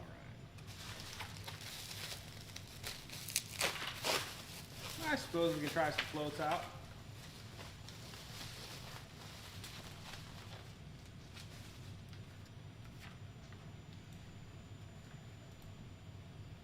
Chris Ava, you gotta give one of us this bird after you're done building it. It'd be a little hard to ship that way, but maybe if you guys join in on the Pilot Ryan Media fly-in, you might be able to win or get one of these free giveaways. Me and RC Air Marshal, you're gonna have to stay tuned because me and him are gonna be doing a live build-off down there with two of the identical planes to see who can build it faster. And I'm telling you right now, he's at a disadvantage because I've been using this baby screwdriver as much as possible. I'm gonna be ready with this thing. You won't believe it. Better watch out, Air Marshal. Better get practicing with the little midget screwdrivers because you're gonna have to know how to use it coming up here in about a month and a half or two.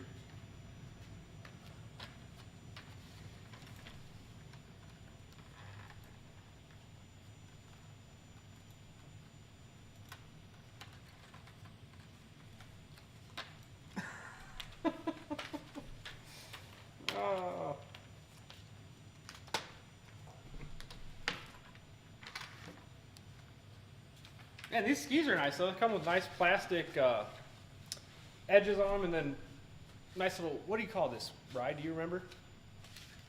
The catch for the water? There's a name for it, but I can't remember off the top of my head. But yeah, it's pretty cool, pretty scale. All right. Then you have the little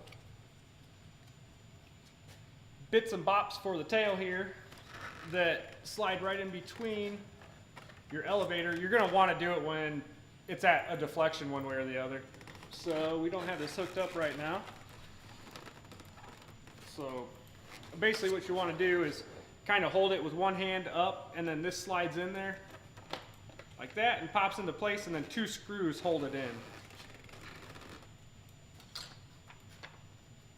And these little tiny ones, the smallest ones in the pack hold this in.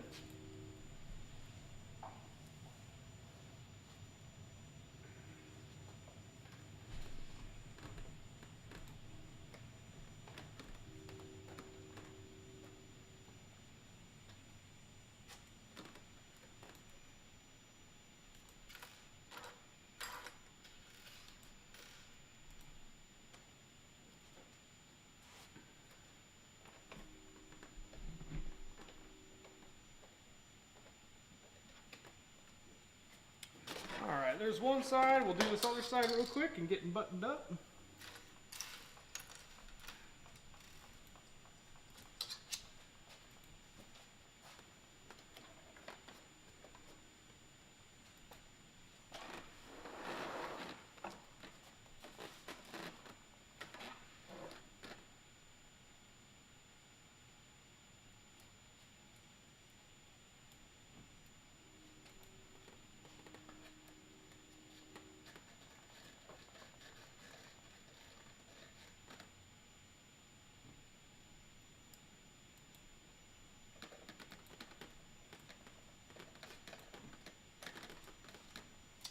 All right, those are on, looking good.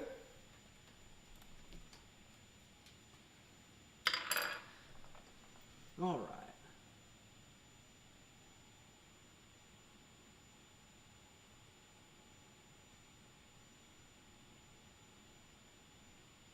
right. Jono.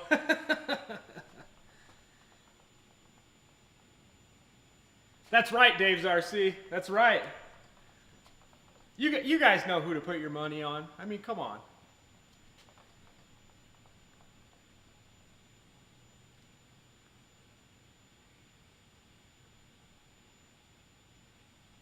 Hey, anytime, Dave's RC. You know what? I thought that you did one of those a while ago or had one. I couldn't remember, but I didn't think it was V2. So I wanted to send you out that and see what you thought of it and fly it. I know you fly out of grass, off of grass, so you might have to like rake the gear a little bit forward on that thing. But other than that, it's a really fun plane. It's really honest, true flying bird. Use like a 4,000 milliamp pack if you have one, all the way forward in that. It likes nose weight like most of them do. But yeah, oh excuse me. I'm curious to see how you like it. It's a good plane. It's actually our #1 seller. It is a very good plane.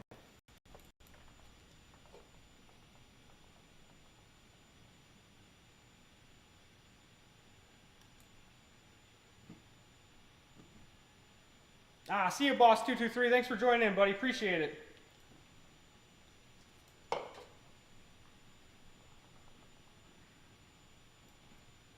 Yeah, Dave's RC does wreck him. Can't wait. He's going to be down in Florida, guys. Like a bunch of your favorite YouTube personalities. I can't even talk right now. I'm getting so excited. A bunch of your favorite YouTube personalities are going to be down there. So definitely an event to check out. Or if you had vacation time for Joe Nall, definitely, you definitely might want to get in on that. Here is a poster of the flyer here for the Pilot Ryan All-Electric Fly-In. It's May 12th through the 16th of 2021, so coming up here in about 2 months. Yeah, you have all your favorite people there, though. Mary Boozers, RC Air Marshal, Dave's RC, Pilot Ryan, of course me from Bitgohobby, Bobby K, and yeah, I'm sure there's some others going to be attending as well. And yeah, it should be a great time. Fun few days of flying with all of us, and we all get to meet each other and collaborate, and just, yeah, I can't wait. It's what the community is all about, being able to finally meet you guys in person. I'm really excited about. So you guys are all going to have to wear name tags of your YouTube names so we all know who you are. And I do appreciate it when you guys, oops, sorry. I do appreciate it when you guys pop in the comments too when you guys order something, because I do see that when it comes through if you guys comment in the comment section on your orders through BitGo. And so I enjoy seeing your comments or saying, hey, this is this YouTuber, this is this YouTuber. It really kind of lets me know who you are, so that's great.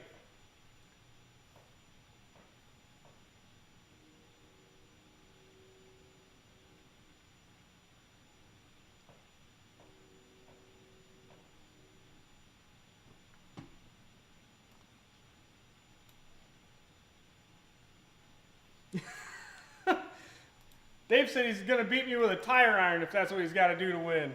Holy smokes. Might want to watch out. I'll have the posse there.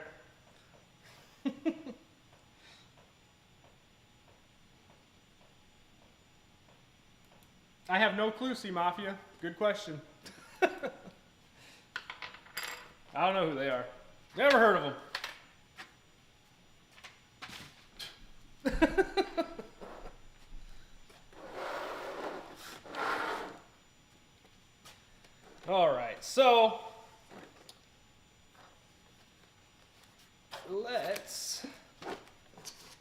how difficult these gear are going to be to install onto this thing.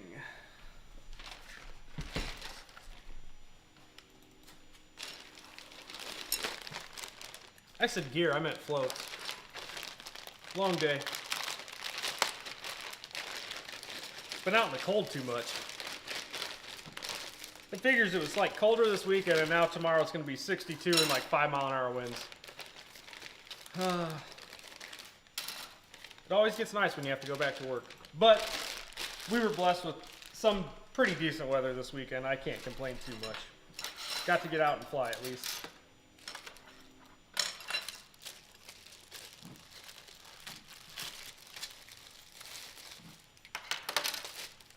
All right. So I think most of this stuff's here.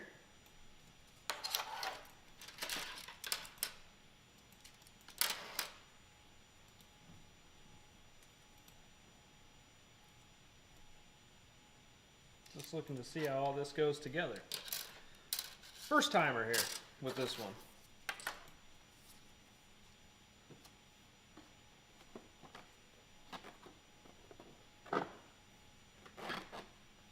So wing strut.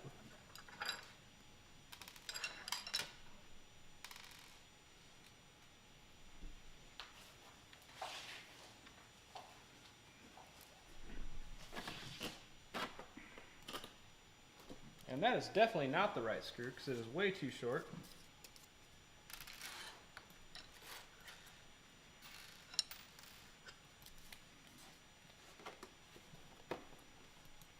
All right.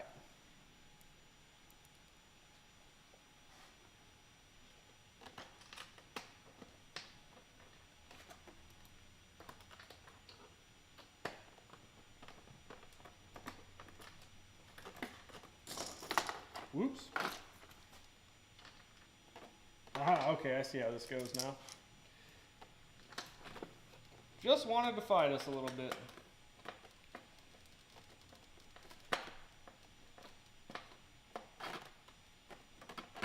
Oops.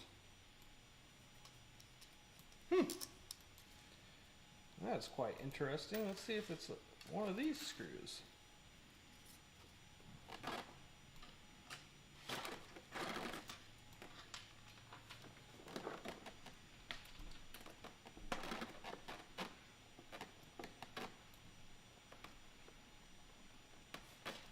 Aha, so it is the longer screws. There we go.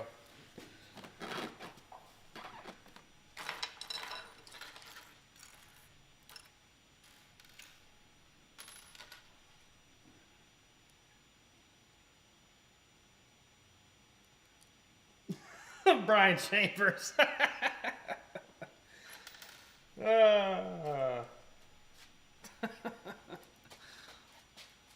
You guys crack me up in the comments. I wish I could repeat some of it, but I don't think it's too YouTube friendly sometimes. I do know we all get along great at shows together, though. Great group of guys. 56 in here on a Sunday night. I appreciate it, guys.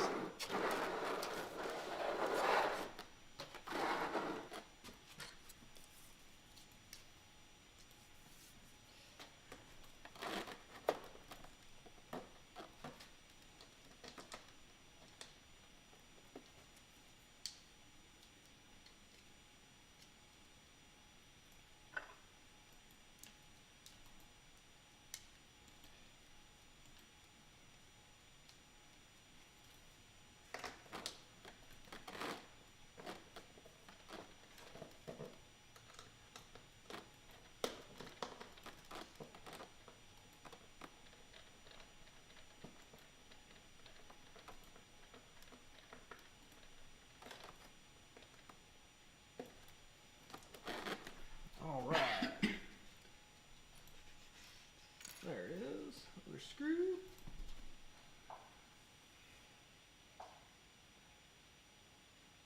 TNRC? That's a good question, man. That's a darn good question.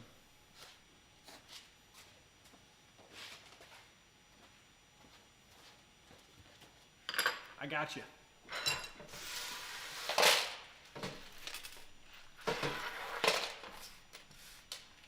Boom. How easy was that? That's what we got them for.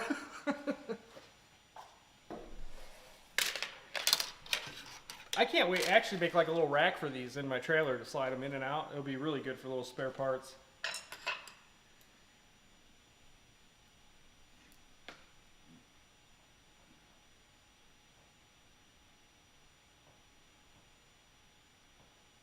Yeah, you're probably right, Lee, but who knows, maybe we'll put a custom paint job on this thing or something.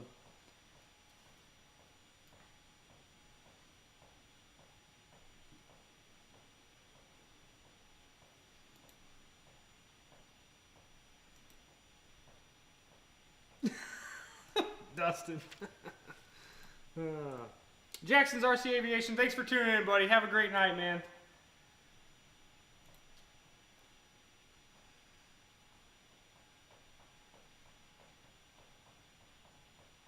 Hey, Race 22 crew, how you doing, buddy? Thanks for stopping in, man.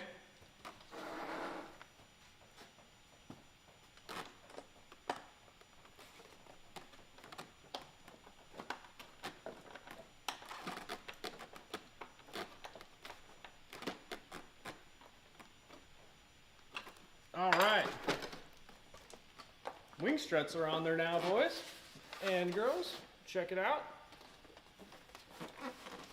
Now, I might actually turn to the directions for the floats, if there's anything about it in here.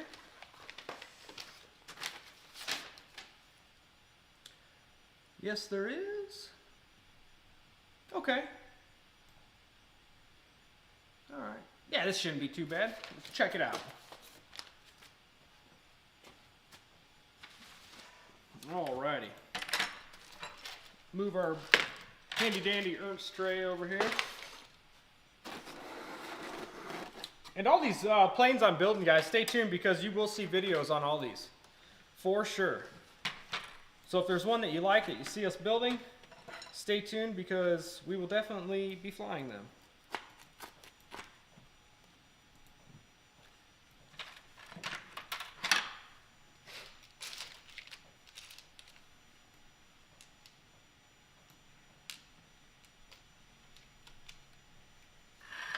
All right, these float screws, definitely take these longer ones.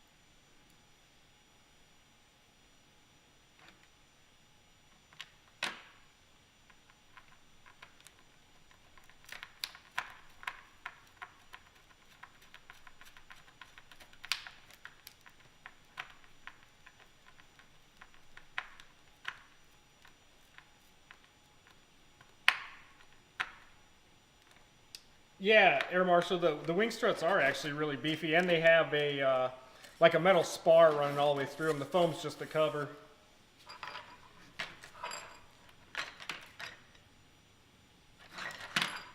Ah, ball link for the back here.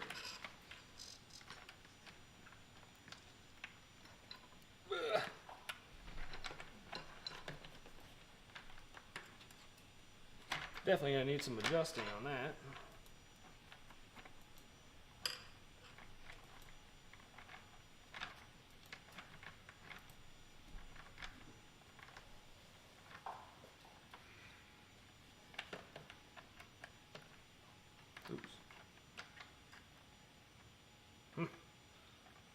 Well, we'll mess with that later. So that's going to take some fixing there. Well, adjusting anyways. I'm going to have to move that linkage quite a bit there.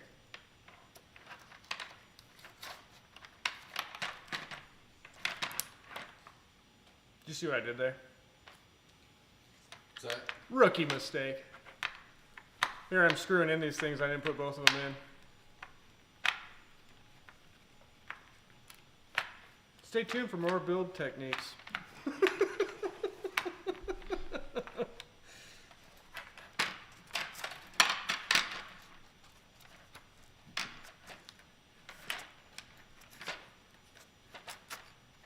There we go.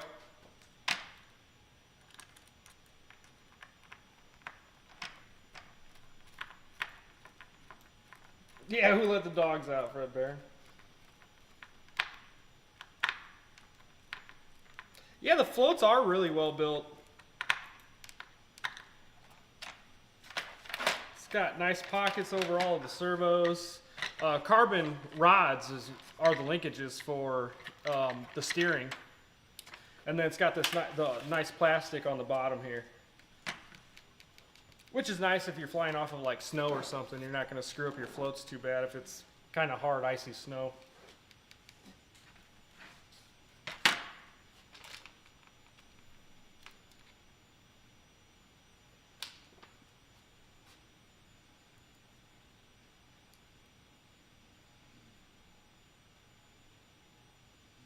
Oh man, you do live at the best place for that, Dustin.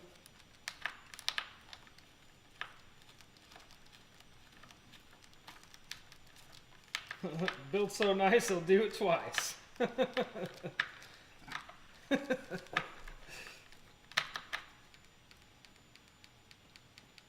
I've built a lot of pairs of planes. Usually if there's one that I really like or one that Ryan really likes, we end up with two of them somehow or another. Same with the RC cars. We get really bad with RC cars too.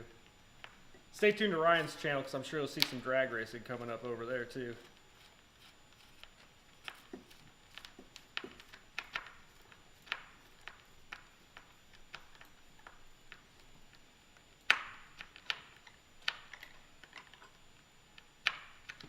Yeah, it is really nice, Brian Chambers. Yeah, I'm pretty impressed with this. It's not bad at all. There's some stuff I'm going to have to adjust, of course, but like this linkage needs to go super far in, but I'm going to have to pop it off and spin it further down. Oh, you know what? I see what they did. Oh, no, oh yeah, they did. They put the ball clevis on the wrong slot. It's on the top instead of the bottom. Easy, super easy fix. Easier than having to mess with that rod, actually. Dude, what's that? one rudder is enough, honestly. Exactly, one rudder is enough, yeah. I think that's all my big Beaver has, and it gets around just fine. The first water plane I ever flew was either that Beaver or the Sea Wind. I can't remember. It was awesome, but both of them. Mm-hmm.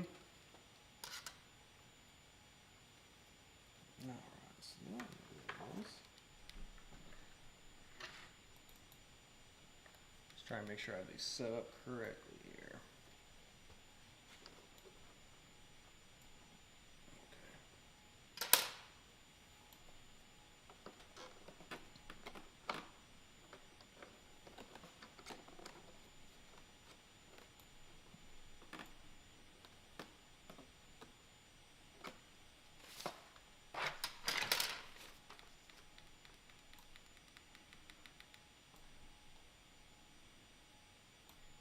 Ken Sprouse, you know what? I've had that happen quite a few times also. He said, Bobby K, I built a GB last night, and when I set up the radio, I found that the aileron and the rudder were labeled wrong. I had that happen like 2 or 3 times now with the rudder and elevator. So I plug them in and get them all going, and I'm like, oh no. Yeah, oops at the factory, I guess. I have seen that happen a few times though. I've done it.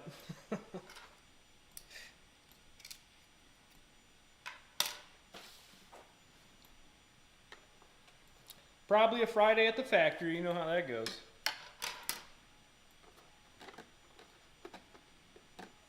Alright, so that's that one.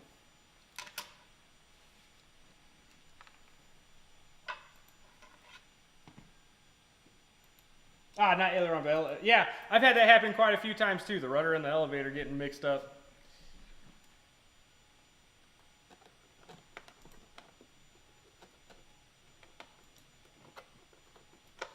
least that's an easy fix.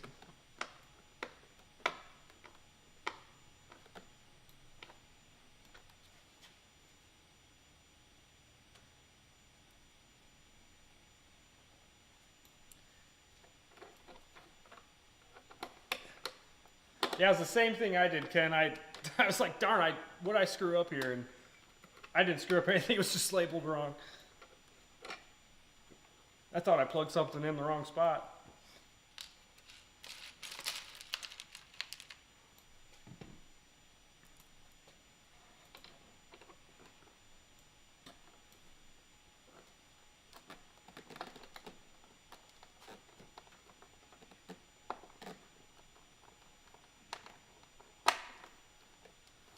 Definitely not as fast as the A-10, this one isn't, but our A-10 glue should be setting up almost here pretty quick. We'll probably switch back over that so we can get the decals on it and finished up.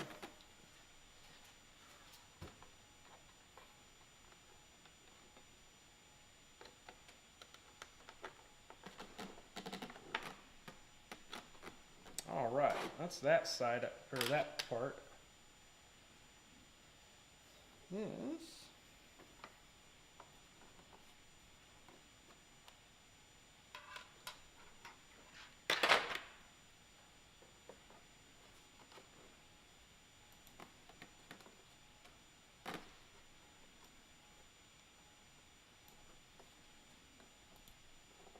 You just want to make sure I have these things right before I get them all bolted on here.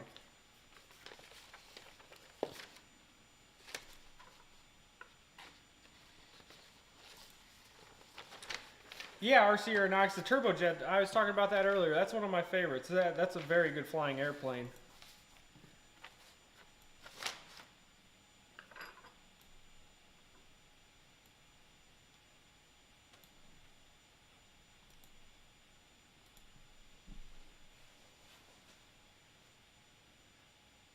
Just want to make sure I have these float struts on correctly. It's the biggest thing.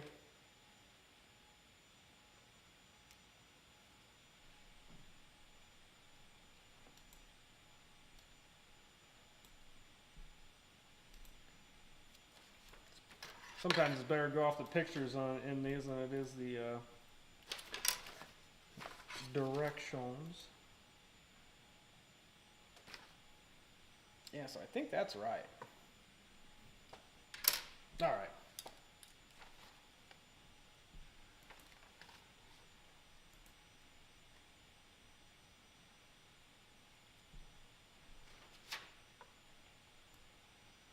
Sometimes in directions when you want to see like a part of the picture and then the guy's hand's in the way or something, kind of stinks.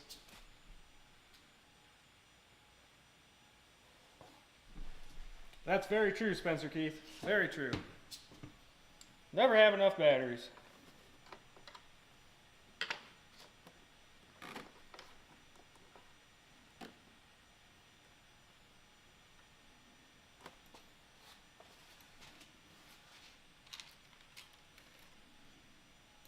Well, if it's not correct, we'll just have to correct it, because these things are kind of a pain in the butt to figure out how they go.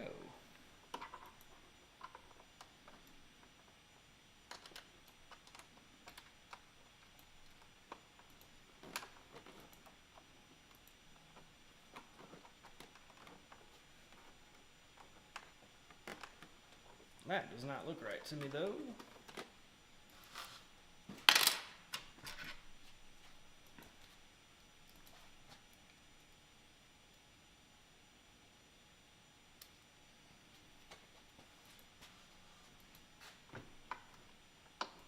That looks more like it.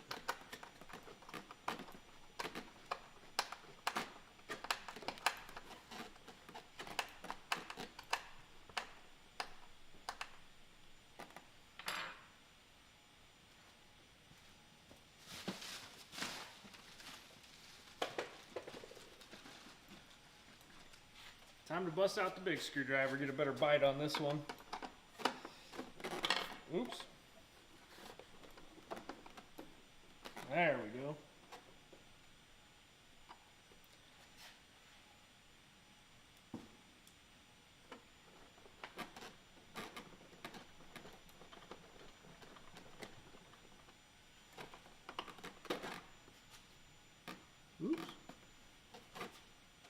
hope I screw it into the right spot. Foam doesn't tend to hold too well. Alright, there we go. I just want to test fit this side, make sure the holes are going to line up. Nope. Alright.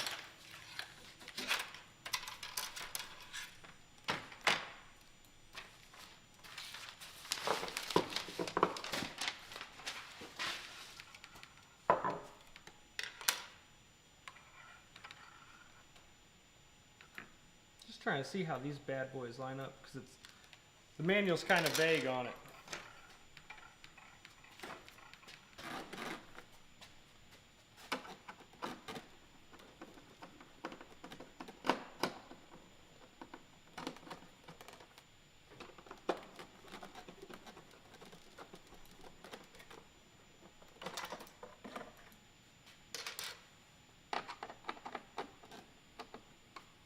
So I think the front one's correct, but I don't think the back ones were.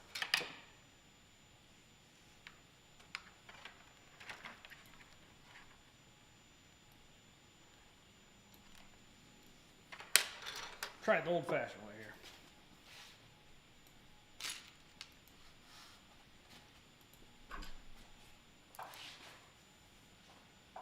I've been looking at the box, Lee. It's the way mine is lining up doesn't look right.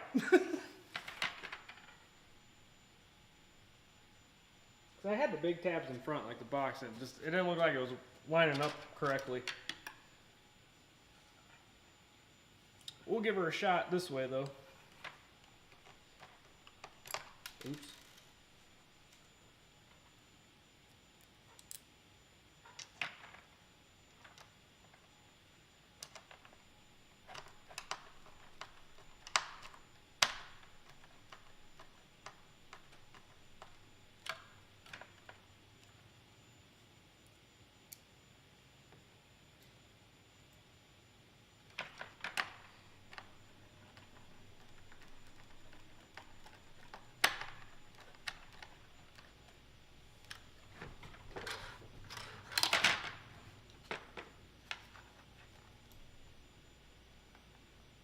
Two little tabs on front. I'm pretty sure this is how it goes.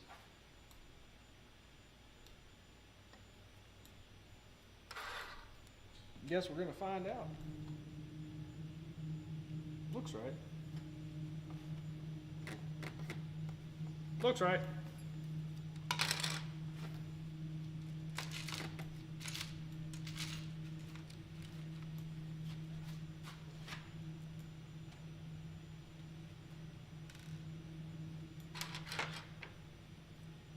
So any of you guys get out flying this weekend, have some fun? Some of you guys are on the West Coast and in sunny Florida, so I know a lot of you guys are flying no matter what. I saw earlier Kenny said he was out all day today. Lucky dog. We were too, but it wasn't near as pleasurable, I'm sure.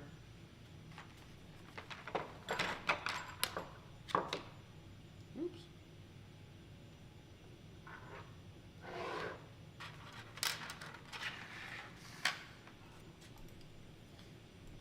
All right.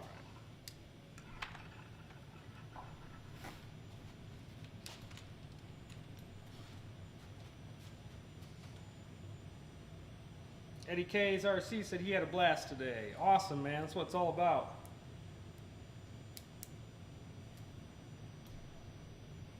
RC Air Marshal said Spencer's #1.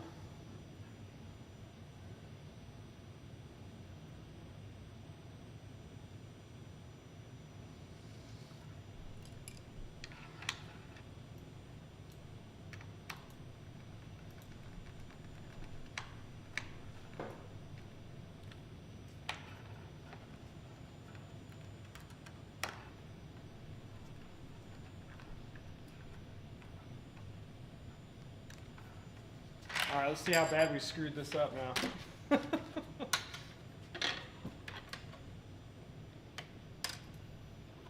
Woo. Pretty bad, I'd say, considering.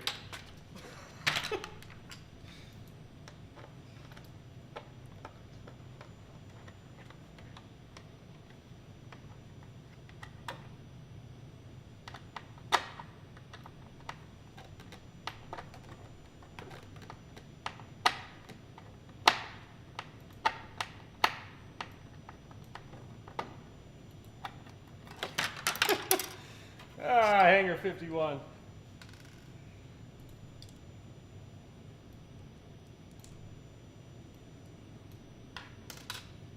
I mean, Hangar 51, do you see the size of the screwdriver I'm using? Might take some of us longer than others.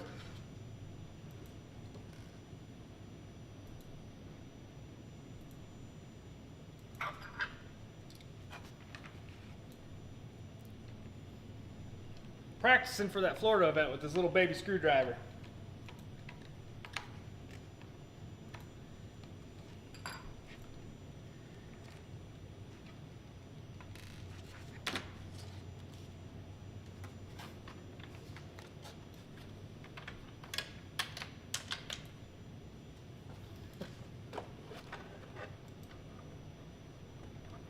Guys, I think I finally got it. That looks like it lines up correctly. Woohoo! 3 hours later.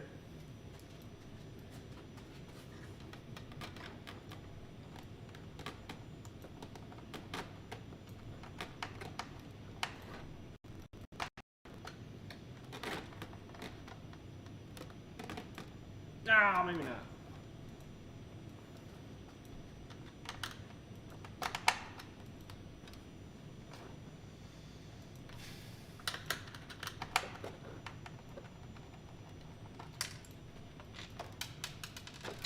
All right. We're putting the floats on later.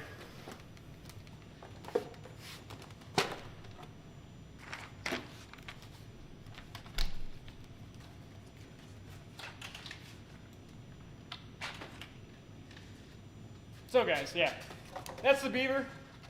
I'm gonna try to find some gear. If hopefully we get them in on the next shipment, because I really would like wheels on this thing.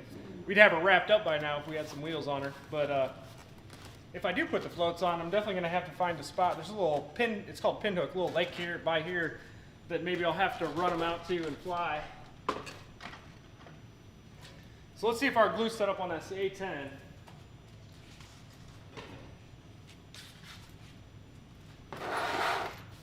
Alrighty.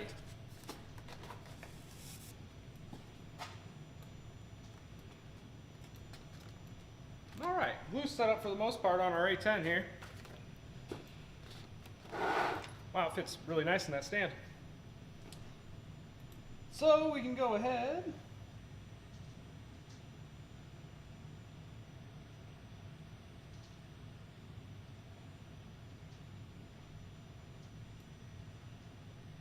See you, Pterodactyl. Thanks for joining in, buddy. Yeah, it is super dark. It actually looks really good, though. The paint actually looks really good on this thing. Check it out. It's pretty nice looking. And if it's hard for you to see too dark, then the tan version hopefully will be back in stock here soon. They used to have a silver version, but I don't think that's in production anymore. Or like a gray, I think it was, maybe a gray. All right, so let's go ahead. I think they had peanut too. Maybe you, yeah, yeah, the peanut.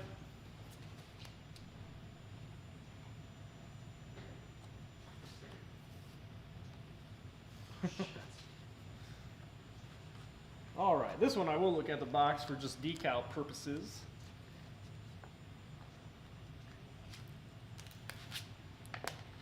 Put our star and bar on there.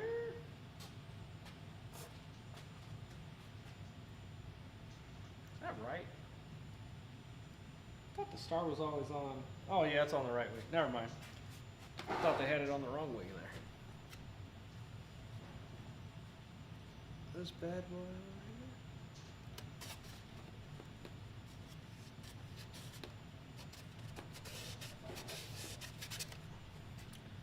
One? Yeah, Ghost Gray, that's what it was. These things fly really nice too. Me and my buddy Adam C, I'm sure you've seen him on the show a few times with me and Ryan. We were actually talking about these earlier and thought it would be kind of cool to put like a little hopped up 64 12 blade fan in here, 64 millimeter 12 blade fan units in here, and put it on 4S. That'd be kind of cool.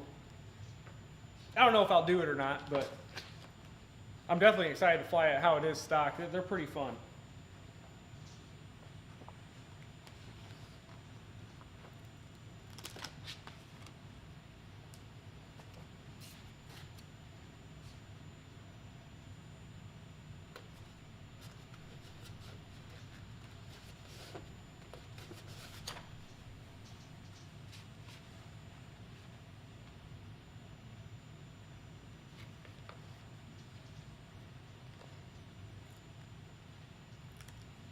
What else we got on here? Oh, the little stars on the front here.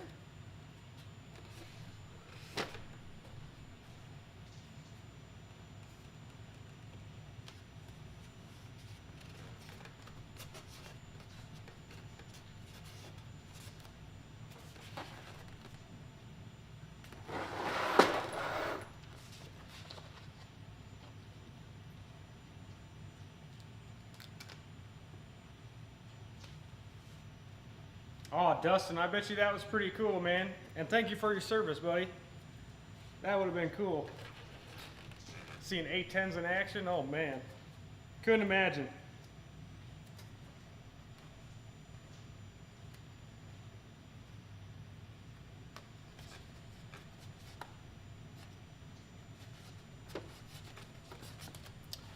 Alrighty. Yeah, Air Marshal 6S power, baby, yeah. That'd be kind of interesting. I don't know how well that one would work out.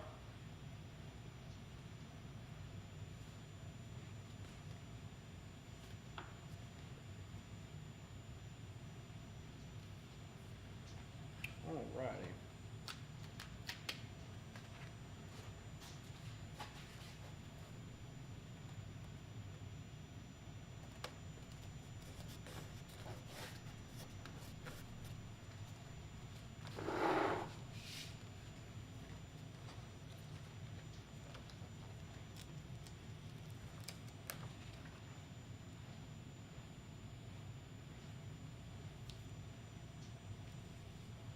The farted death, as they call it. Yeah, Dave, I bet you the guys receiving the other end of that 30 millimeter cannon aren't too happy.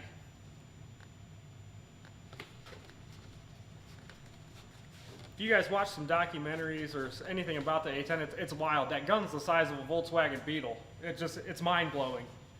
Especially the way they have to reload it, and it's amazing. We have them stationed in Fort Wayne, Indiana by us, so we get to see those guys every once in a while, the Black Snakes. And then also in Battle Creek we have there's an A-10 like reserve up there as well that we get to see them. I think they're the Red Devils. I'm not positive. I think they're the Red Devils. I can't remember exactly.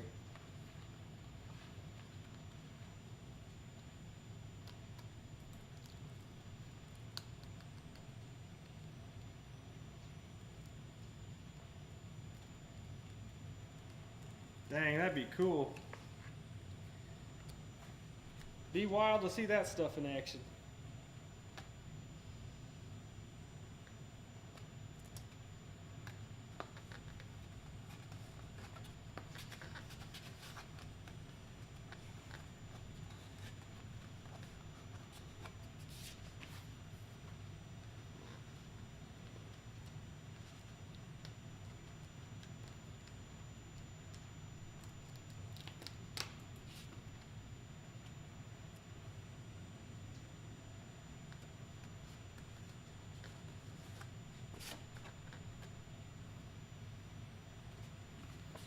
Alrighty.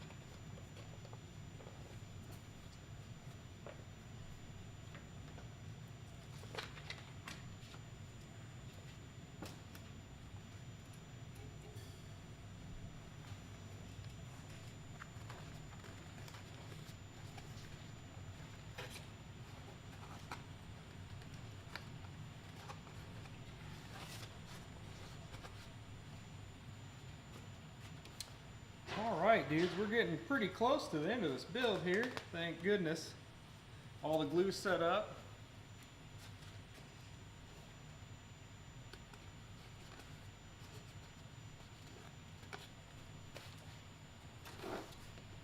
All righty. Couple more little bits and bops here.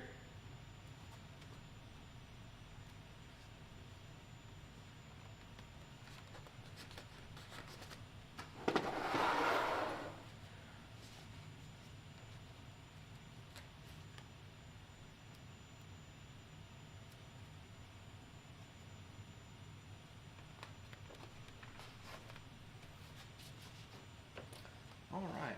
Reckon, yeah, it doesn't look bad. It's a nice little bird. We'll go ahead, get the gear down for you quick.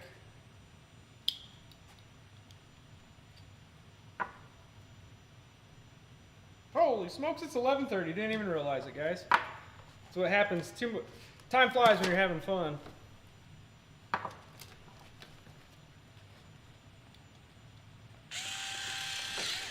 Oops.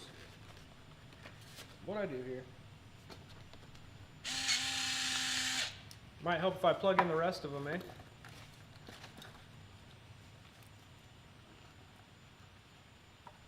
We'll just do it like this so I don't have to plug in the Y yet.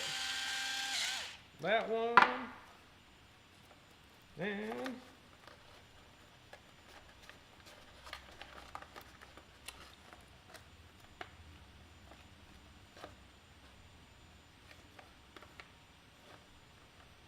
oh, wherever it went.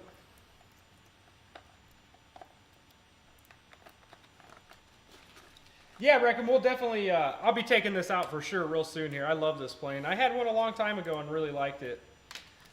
So we will be flying it again. Just gotta be able to get my wires up here. When I shove my ESCs through, I push some other stuff back there. Oh, found one of the ones I needed. Not the right one, but it's one of them.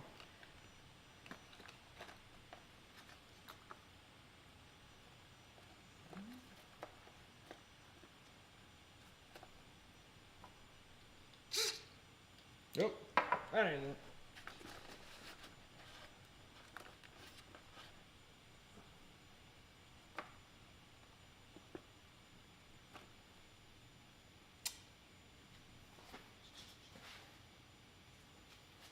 See if I can get my go get 'em wire to get it around that thing, just so we can get the gear down. I pushed that thing far back there when I put that ESC in, I think. Oops, I just pulled it all the way out. Gonna have to take off the darn wing. All right, well, we tried.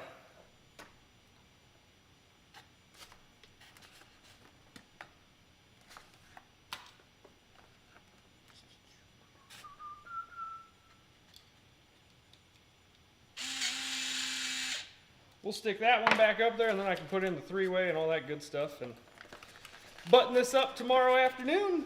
Maybe we can get a flight on it. It's supposed to be 62 out. I cannot wait. That's how it always goes, though. You have to come back to work and it gets nice out. I'm not complaining, though. I get to be around these beautiful planes all day long, so. And help out you guys. Not too bad of a gig. All right, folks. There she is. In all her glory.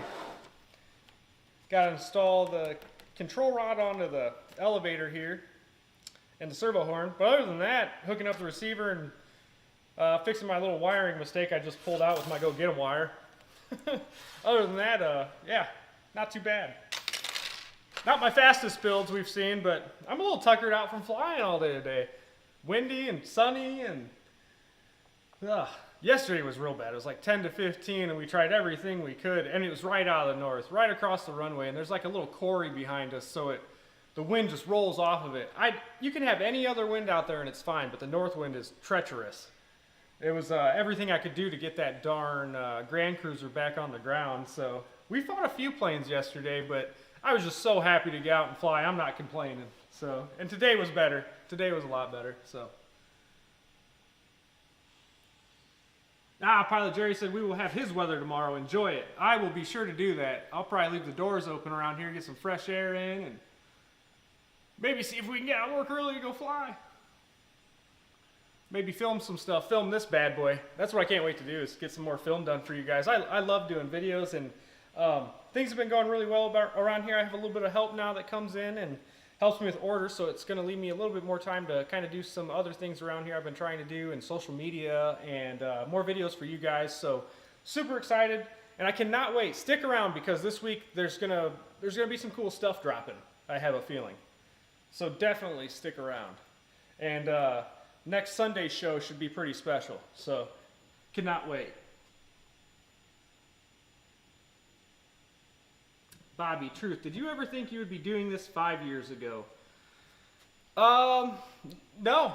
I can honestly say I didn't think so.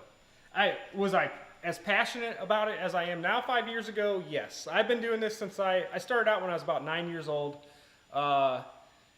building balsa kits, and learned on a Habaco Avistar was my first ever airplane.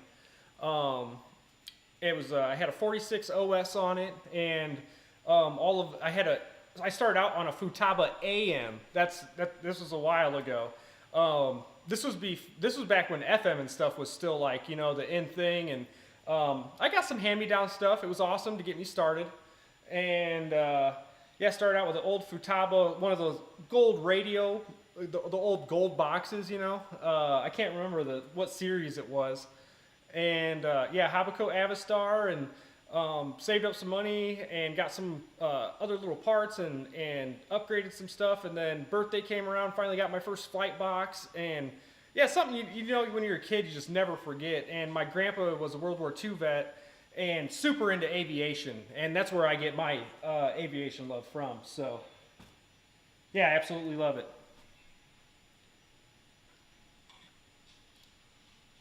Futaba Conquest 4S, baby. That's right, Dave Marshall.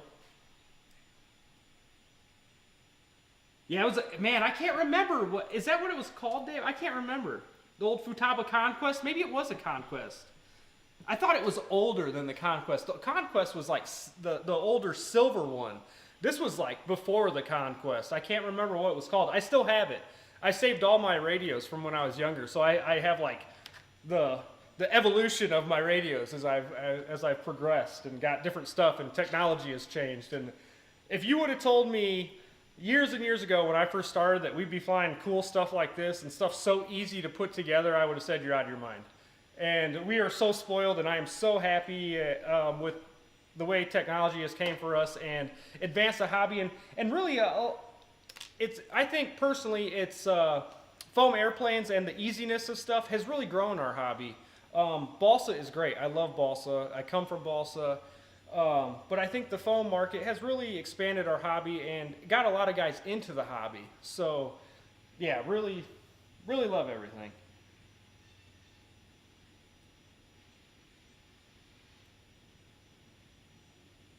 Yeah, that's right, Air Marshal. That's right. He said, yeah, the Conquest and Attack were the air and surface stick radios. Those were silver, yep. I have those too. I think I have two of them. You know what? I have a Conquest that is still like new in the box with all the servos and stuff that I picked up at a swap meet like, oh boy, years ago, and never used it. It's still sitting in it. It's probably worth nothing, but cool nonetheless.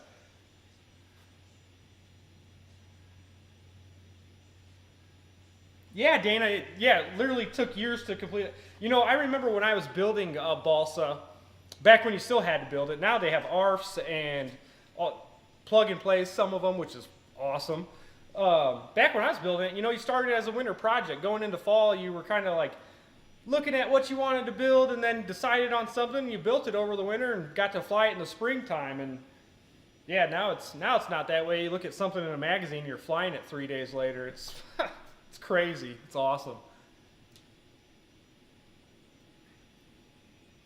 Some guys take years to buy them. Yeah, I see, Mafia.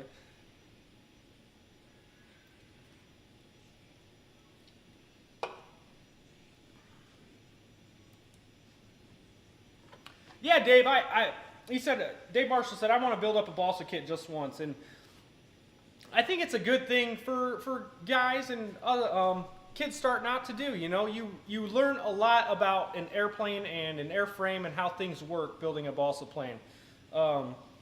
There's things you will learn building a balsa that you won't learn with a foamy by any means. So yeah, definitely. I mean, it's a great way to advance. And if you're somebody that started off in foam and you want to advance into balsa, heck, there's plenty of them out there to choose from. I think a lot of you guys will get more into balsa when there's some better options out there for you too, taking some of the mystery out of it. Some of these ARF planes that are balsa that you get, you might have to search what kind of motor to get, what kind of servos, and this and that.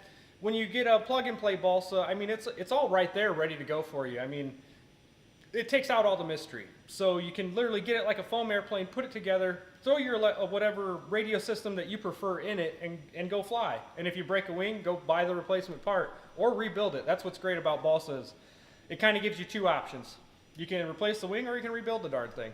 So either way. Yeah, Pilot Jerry said that's why I got back into the hobby. ARFs and computer radios. Yeah, it makes a heck of a difference. It's amazing.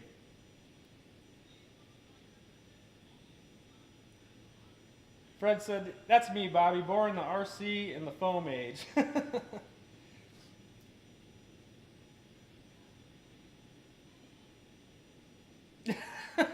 Joseph Ramsey said, I used to take a week to build a control line 049 or 049 and about 5 minutes to crash it dead. I remember those days. Oh, I'll never forget, you know, back in the day of when you're still learning and trying to figure out depth perception and this and that. I hit a baseball fence, like the backstop of a baseball diamond. I'll never forget it. The sound, it sounded like a car accident. I hit it full speed. I mean, thinking I was way closer to myself than what I was, and that was quite the pile of pieces to pick up. My motor didn't even survive.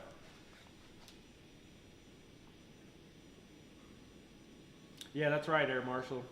Balsa is surprisingly tough, but when it does break, it is no joke.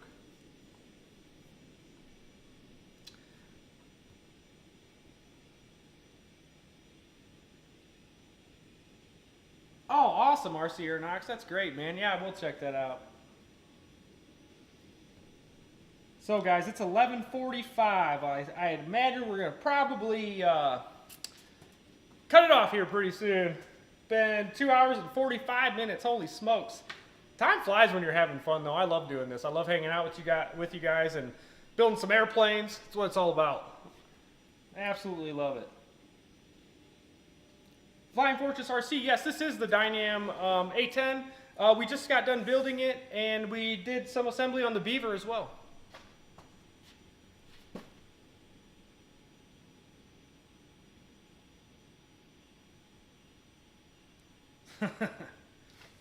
Lucky it didn't end up through a window, Air Marshal. All right, guys. So, is there anything for me before we wrap it up? It's getting late. I really appreciate all you guys sticking around and being in here with me on a late Sunday night. Really enjoyed being here. It's a great time, and yeah, I can't wait for you guys to see what's coming. Cannot wait for you guys. A lot of big things going on behind the scenes around here, to say the least. We are working hard, and we appreciate all you guys tuning in, your business, your fellowship in the hobby. It's awesome.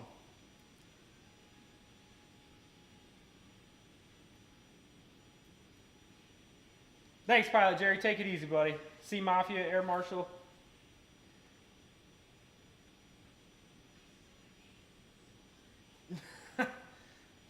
Yeah, I bet you that would be a pile of sticks, Air Marshal. Lucky it didn't loop around and come back and get you. I don't know if you've seen that meme of a little boy throwing his little hand toss like glider. It does a loop and comes back and hits him in the back of the head. I can see Air Marshal doing that. See you, Tuckhill. Thanks for tuning in, guys. Dustin, there's no scratch and dent sale link yet, but trust me, there'll be one coming, and I will let you guys know for sure on the show when it does come. luckily we haven't had any that many returns lately, so that's a good thing. It's always a good thing, especially with Dynam, because when I get less customer service calls and less return product, it means Dynam is actually making changes over there in China, which is a great thing to see. I know I've seen quite a few of your guys' comments, just noticing the quality improve on some of these Dynam planes, which is great. And leave your feedback. And leave your feedback on like Dynam RC's Facebook page. They have a great little Facebook page. You know, you can see all of the recent Dynam stuff and guys' projects and stuff like that. But if you see one of those guys on there, like Chase from Dynam, they love to hear your guys' feedback. So make sure to, you know, drop a comment in there and let them know how you feel about how things are progressing or little changes here and there, because they like to hear it from us, but they also love to hear it from you guys and the community. So yeah.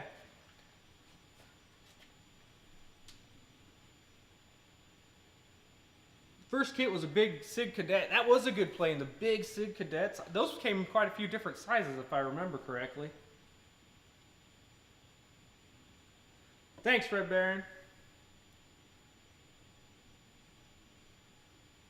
That is luck right there.